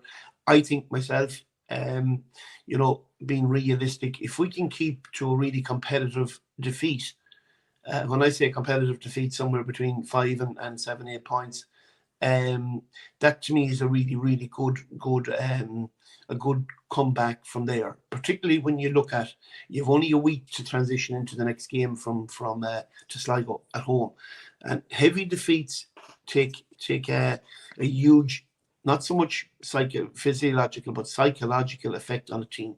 It can be very, very hard to build up from it. But if we can keep competitive with them, who knows? Maybe even win it. But I think even the most positive of Roscommon supporters will be hoping that it'll be a competitive game, that we can stay in it, that there isn't too much collateral damage taken. And maybe we learned from the last 3 visits up there. We've conceded 4-16 or 4-18, 2-26 and 2-29 in 3 games up there. If you're conceding over 30 points on Sunday, you're into the realm of very, very difficult final 2 games against Sligo and Kildare, which if you'd started with Kildare or Sligo, it's different. You're going to be competitive. You may win or lose the games. You'll be expected to win. But the fact that Roscommon as a seed 3 are now playing seed 1, probably one of the best teams in the country, and it could end up anything. And let's be realistic about it. Can we get a performance to win the game? We can. We've got forwards. There's no doubt about that. We've got really, really good forwards, and I think Jack McCaffrey may be out on Dublin side. Flip side is, I think, Connor Daly's out for Roscommon as well, the big loss. Can we get Brian Stack up to 6 from 3? And then the question mark is who marks Conor Callahan. And Brian Stack, for those who may not be familiar with Roscommon football or with football in general, is probably in the top. He's certainly in the top 6 defenders in the country at the minute. He'd walk into the Kerry, Mayo, Dublin, Galway team. He's that good and has been outstanding for Roscommon throughout the last couple of leagues, but certainly this league season, he's been the best pound-for-pound defender. And he's marked all the marquee players, including Shane Walsh and others, and not giving them a sniff. So he's battled with most likely Conor Callahan, but he's too deep then to kind of come out with the ball and transition up. And that's the Seamus Moynihan problem, isn't it? Nearly. It is. It very much is. It very much is for us, because unfortunately we don't have enough players with the legs that can get up the pitch quick enough when we defend so deep. So for Davy and Eddie and the lads, I think they'll have to take a gamble at defending a little bit higher up and maybe trusting maybe a Davy Murray or somebody to act as a +1 and see can we force Dublin to kick the ball longer into O'Callaghan, maybe Conor Costello, and win those duels if at all possible. I think if we let Dublin build a running game, it's going to be very, very difficult to stay with them. Shane, you kind of alluded to it there. Was there any particular reasons why Croke Park, like outside of that the Division 2 league final, outside of the draw with Mayo and the All Ireland quarter final, it hasn't been a kind place to you at all? Like you've been really opened up in Croke Park, particularly in big championship games. You see, I don't think people understand what Croke Park is like. I mean, I've heard the debates obviously earlier on in the year about it conferring unfair advantage on Dublin. If you're a manager, you really don't care. If you're a team, you don't really care. But the reality is that when you go in there, it's a Coliseum. And, the Warriors that are used of playing in that particular Coliseum have a huge advantage over those going into it for the first time. And like Dylan Rowan will play, I think, in Croke Park for the first time in his career in a senior match for Roscommon. Keith Doyle will play for the first time in his career in a senior match for Roscommon the weekend. Paul Carey, Rory Fallon, our lads on the bench, Darragh Craig, while they might have played in under 20 games in it, for the first time in a senior match against Dublin. So to say it doesn't confer an advantage is foolishness. It's just criminal. And as a player that played in it, when you go into it, the orientation of the place is completely different to anywhere else. Even for kickouts, for game management, for the pitch orientation down, for example, down on the Hill 16 side is completely different to up the canal inside. The wind that comes over the top of the Hill 16 when you're taking frees, for example, from the Hogan stand side into the Cusick stand side, it's completely different than you'll feel in any other stadium in the country because of the nature of the stadium. But that's never alluded to. And guys that are in that particular area on a regular basis certainly have an advantage. Now, look, the flip side of that is it's a great place to go in and play. It's a great place to feel that, I'm in here, I'm in the Mecca, I want to play here and I want to show my best. But it just has that ability to suck the energy out of you so quickly if you go behind or you're chasing a match like no other stadium has. And maybe it's one for the psychologists why that is. Why do the likes of Arsenal, Liverpool, United, any of these guys have huge home records, where they win 15, 16, 17 games a season out of 19, 20, and sometimes they can't win, half that amount of games away. So there's advantages to being at home in these games, even though I think in Gaelic football, funnily enough, the home advantage certainly in Connacht hasn't proved to be an advantage to Roscommon against Galway in particular, and recently Mayo against us as well over there. We've managed to win, but by and large, you have to say that Croke Park it's just one of those stadiums that sucks the energy out of you like no other if you're chasing an opponent that's maybe slightly better than you, and it just has that capacity to take the energy out of you, unfortunately. Just on the Dubs, Shane, and the All-Ireland picture, like where do you see Dublin in the All-Ireland picture? As are Dublin favourites to win the All-Ireland? Are they contenders to win the All-Ireland? If you're ranking the top 3 or 4 teams, what way would you see it? I'd have them there as the top team. Croke Park is one advantage for them, small and minimal that it is. When they're playing the likes of Mayo, Galway, or Tyrone, I think that kind of it changes a little bit and it's evened out. Fair enough. And the reason is simple. I think Cluxton is back in goal. That's a huge advantage to them, notwithstanding that the other goalkeepers had very good leagues. McCarthy and Finton are just animals. Conor Callaghan is probably back to his best. But for me, Jack McCaffrey is a huge plus to that team. And I'm not so sure really does it matter on game day. It's really what they're doing around the practice pitch and around their preparation. I think they'll be very, very hard beaten. And if I was to pick a team, I think it'll probably come from Connacht maybe this year. Either one of the two. And they're in many, I think in Paddy Power's books, they're the favourites, and rightly so. They won't they won't have a hard game until the semi-final. That's the reality. So they can almost sleepwalk into it and prepare accordingly. And I think, Dessie Farrell has done a really, really good job with them in the transition. I know people can say he's gone back to Cluxton and that, but I think there may have been different things on the outside that owed to that, and he's gone back and he brought him. Cluxton hasn't come back to sit on the bench at 41 years of age. That doesn't happen. So the fact that he's playing is the reality of it, and was always going to happen. So I think all these things are pointing for me to certainly Dublin being in the final against probably a Connacht team. I'd hope. And maybe they won't win it, but it'll be an interesting championship, to see how it does evolve. I think I do think there's a leveling off between the top 4, maybe 5, 6 teams.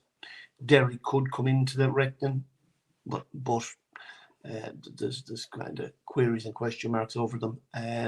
Do they have the game management for Croke Park? And does their game suit Croke Park? I think you have to have a model where kick passing is very important in Croke Park, and that way maybe Mayo have changed their style. I think will suit them.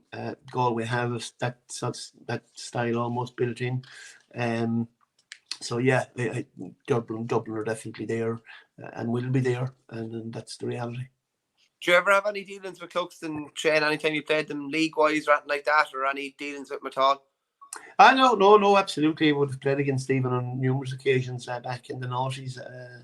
Funnily enough, I remember we played them in I think 2004, last 12 it was, or quarter final, I'm not too sure, last 12 I think it was, and he wouldn't shake my hand for some reason, but I think it was coming from a previous game against Galway where maybe a rumour or two went out that I'm doing something to Alan Kane, but with the Vaseline on the gloves. Well, anyhow, that's neither here nor there. But no, in fairness, great lad, and look at, he's been a brilliant, fantastic.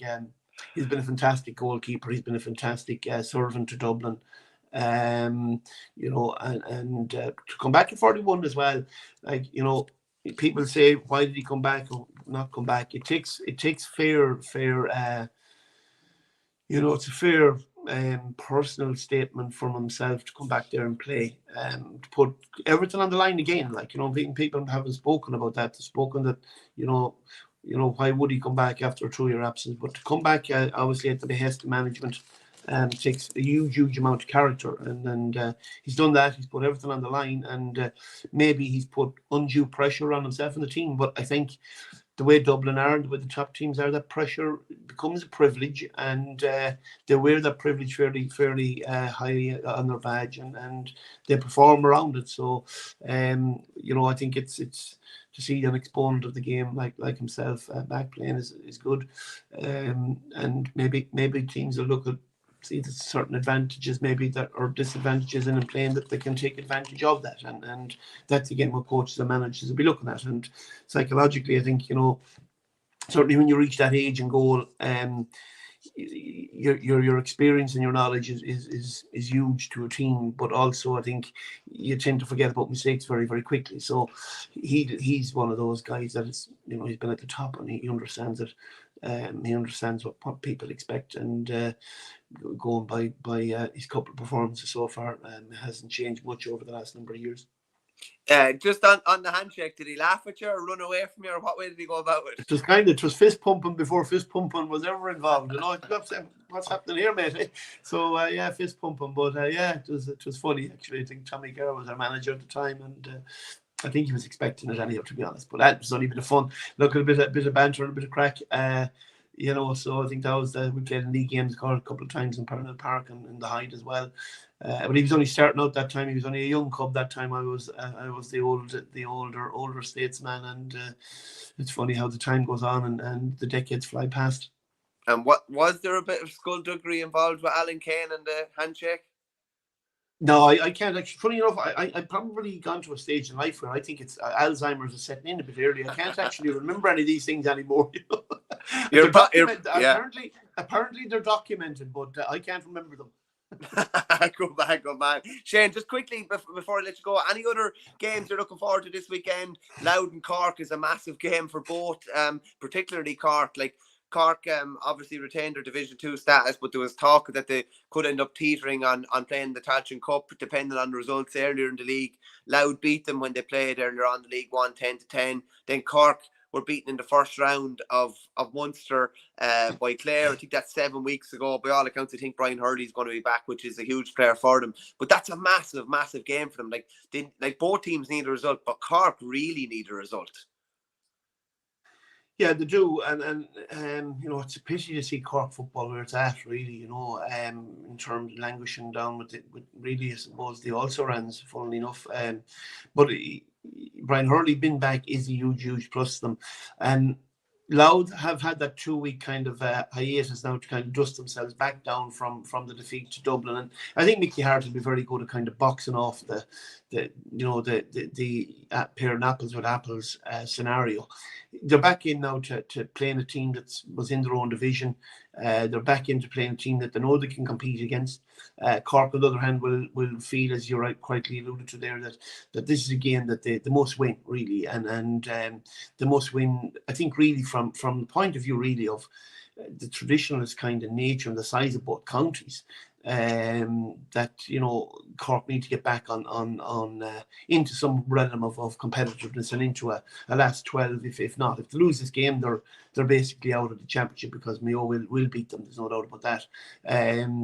It's a huge game for both counties, and even for Mickey Hart, it's a big game as well, because to get Louth into the last 12 would be a huge achievement from where they've come, and you could see in terms of a semblance of how they want to play.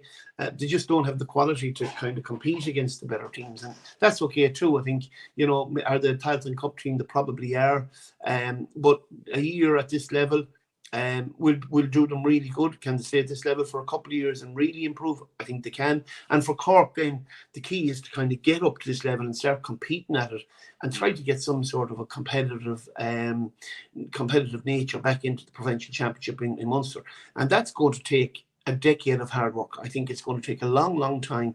Whatever is going on in Cork, GAA, the politics of it, I'm not fully aware of it, but obviously you have the hurling in it, and that creates its own issues. But Cork still should have enough players to be able to compete and to be in the top 7-8 teams in the country, and certainly to be playing Division 1 and not languishing near the trapdoor of Division 3 and the Tailteann Cup. I think it's not a good look, but look, that's their own internal policies and politics that have to play out to kind of see can they get improvement there. You've seen, in fairness, you've seen the work that Louth has done in the last 2 to 3 years, and how with a plan you can actually accomplish things. And to be fair, on another scale, Roscommon and the likes of Monaghan as well have done incredibly well to be able to compete with the big boys in Division 1 over the last number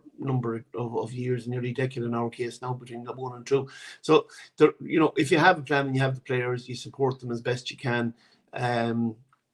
That's the key to development, and it's the key to the future. And you try and bring in young players and give them all these. I find that every player that's involved and invested in inter-county football now has ambitions, and if the managements match their ambitions and the county boards match their ambitions, well, then you can get improvement. And the key is to get everybody rowing the oars in the one direction, and everybody, I suppose, on the train, metaphorically speaking, when that train leaves the station, to row in the one direction, and then you can get improvement. And as I alluded to, Cork need to find that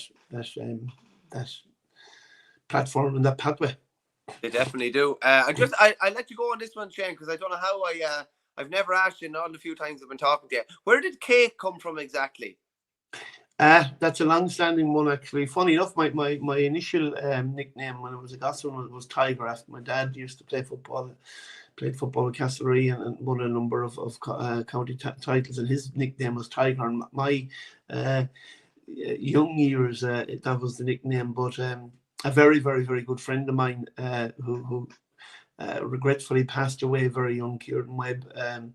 Nicknamed me Corca Millish for a while, and the Irish was abbreviated into Cake, and that kind of stuck for some reason, and that's where it came from. And Kieran, God rest him, has that to answer for, but thankfully I think he's been looking down on me ever since, but keeping me rightly safe. But was it your love of cake? Sorry, was it for your love of cake? No, I think currant cake and that type of thing, currant cake and that type of thing, kind of.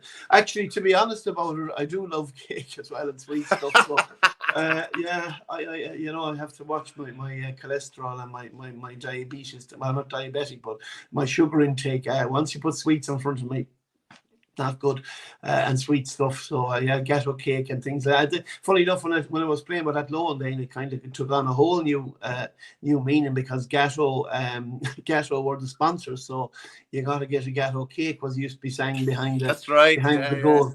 Among many other things, I hasten to add, behind the goal, Bohemians and Shamrock Rovers and places like that. It mightn't be just as nice as gateau cake, I can tell you, but good days.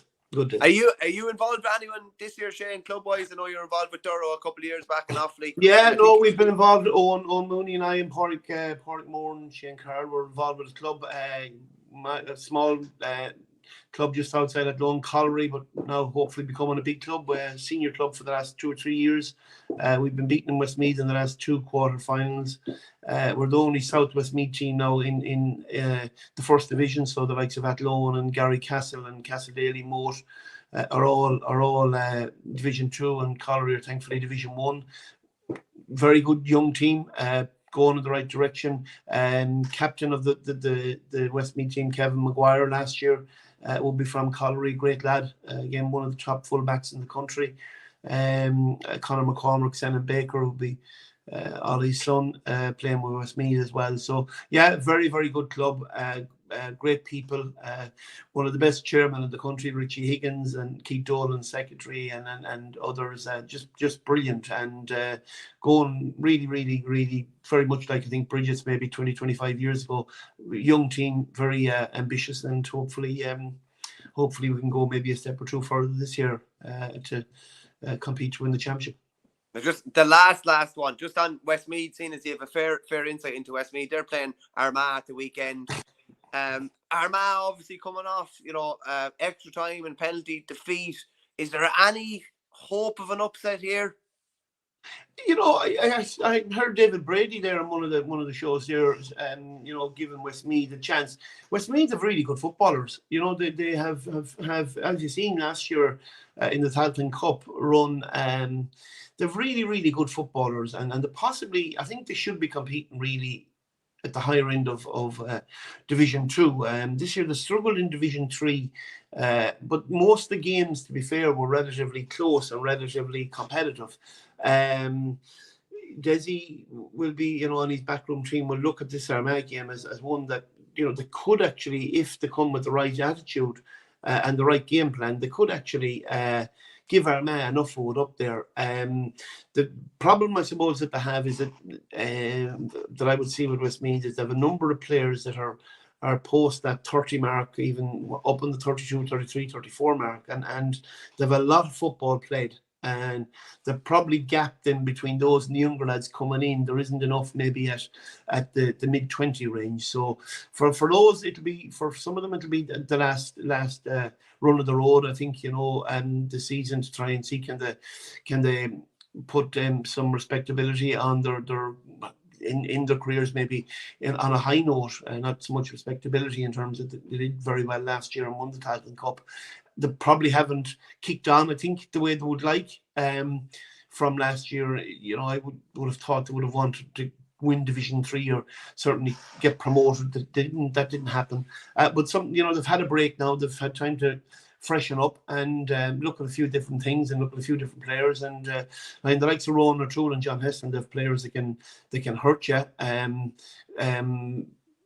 going forward. And if they can get enough ball to these lads, they're certainly a threat, and they could be thereabouts against Armagh, coming off, a disappointing defeat in an Ulster final, albeit a very close defeat. I think Kieran McGeeney will probably be focusing on the positives rather than the negatives, and getting his troops ready for a tilt at getting into the last 12 and last 8. Brilliant. Shane, thanks a million. You've been brilliant with your time. Really, really appreciate it. And we'll talk to you soon, no doubt. Pleasure all mine, guys. Pleasure all mine. Really enjoyed it. Cheers, Thanks. Shane. Good man. Thanks a million. Good man. Just quickly, Shane, you're still there. The one fixture we didn't talk about was Derry and Monaghan. Like, does that do anything for you? It doesn't do much for me to see them playing again. Yeah, like, because before the show we were talking about it, we were like, how do you sex this one up? And the best we could come up with was, like, fair enough, like you copped it as well. Is this the first time ever that a team has played twice in a row in championship in 2 separate competitions? So Yeah. for anyone, like, obviously we've seen before where teams play each other in replays in championship, but this is separate. Monaghan's last Ulster game was against Derry. Now their first All-Ireland Series game, which is their first game since, is against Derry. So, like, they're well prepped anyway. They can just yeah. It's bizarre. I can't think of offhand where it even the chances of that to happen would have been before. Like, this is obviously the first time for this kind of new All-Ireland Series, unless there was maybe something in the Super 8s, maybe, but it's not ringing a bell. I don't think so. Yeah, it's not ringing a bell. Yeah. Interesting. I was reading a good piece in the Irish News. Cara O'Kane just did a kind of a deep dive on the Monaghan squad, and it's amazing how they just don't lose players. The amount of lads just stay going and going. And I think Conor McManus said earlier this year, like it's just expected of you. You just stay going until you can go no longer. Like Desi Mohan did, like Dick Clerkin did, like Paul Finlay did, like so many lads did. As Fergus Butler here is saying, in 2009, Derry Monaghan, they played twice. So, Fergus, is that one of the teams got knocked out of the provincials, and in the first round of the qualifiers, they also played against each other? So basically, for one of the teams, it was twice. Yeah, potentially, actually, yeah, potentially, maybe, yeah. Shane, I'm actually gonna. I if you hadn't come in, I would have totally forgotten about it. So I'm gonna go through my quiz for the week and put you on the spot again. And I just say your record is absolutely abysmal, but I'm hoping you might write a few wrongs today. Okay, so there's 3 questions, all 3 completely different questions here. Okay, so there's no correlation between them, and there's a nice. By the way, I just checked it. 2009, that didn't happen because Derry played Monaghan in the quarterfinal. Derry's next game was against Tyrone. Monaghan played Armagh in their next game, so it wasn't meeting each other again. Okay, perfect. So this is the quiz for the week. 3 questions, no correlation between the 3, and a little bit of football mixed in there as well. Okay. So what was the score in the 1982 All-Ireland Senior Football Final? Nobody knows. They 100% do. No, they do, Shane. Everybody knows. You need to think of it like. Who's playing? It's probably the most famous result in GA history. Like, yeah, no, but the result is famous. No. Right. Even think of the commentary after a certain event. So, what was the score in the 1982 All-Ireland Senior Football Final? I'm not going to give the counties because people should know. Yeah. Question number 2: what club was the legendary Wexford hurler Nicky Rackard? Okay. So what club was legendary Wexford hurler Nicky Rackard? And this is a tricky one, I'm not going to lie. When was the last time the All-Ireland Senior Football Final featured 2 counties that did not win their provincial titles that year? So when was the last time the All-Ireland Senior Football Final featured 2 counties that did not win their provincial titles that year? And it's a while back. Like a right good while? No, not a right good while. But a fair while? A decent while. Yeah, okay. That narrows it down lovely for me. I'll fly through the 3 of them really quickly there again. So what was the score in the 1982 All-Ireland Senior Football Final? What club was the legendary Wexford hurler Nicky Rackard? And when was the last time the All-Ireland Senior Football Final featured 2 counties that did not win their provincial titles that year? Okay, well, I'm going to go with 112-14 in the football because I haven't a clue. You're not a million miles off, but your theory is right. It finished 115-17 points.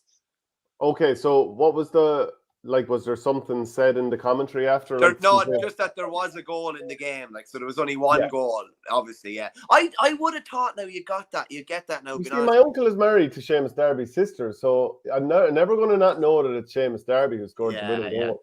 Nicky Rat- Rackard. Ratnur? Ratnur is correct. And when was the last time the All-Ireland Senior Football Final featured two counties that did not win their provincial titles that year? Well, I'm going to say, like, a fair while, but not an unreal while ago. Is probably, you're looking at about 13 years ago. Oh, you Cork boy! again down.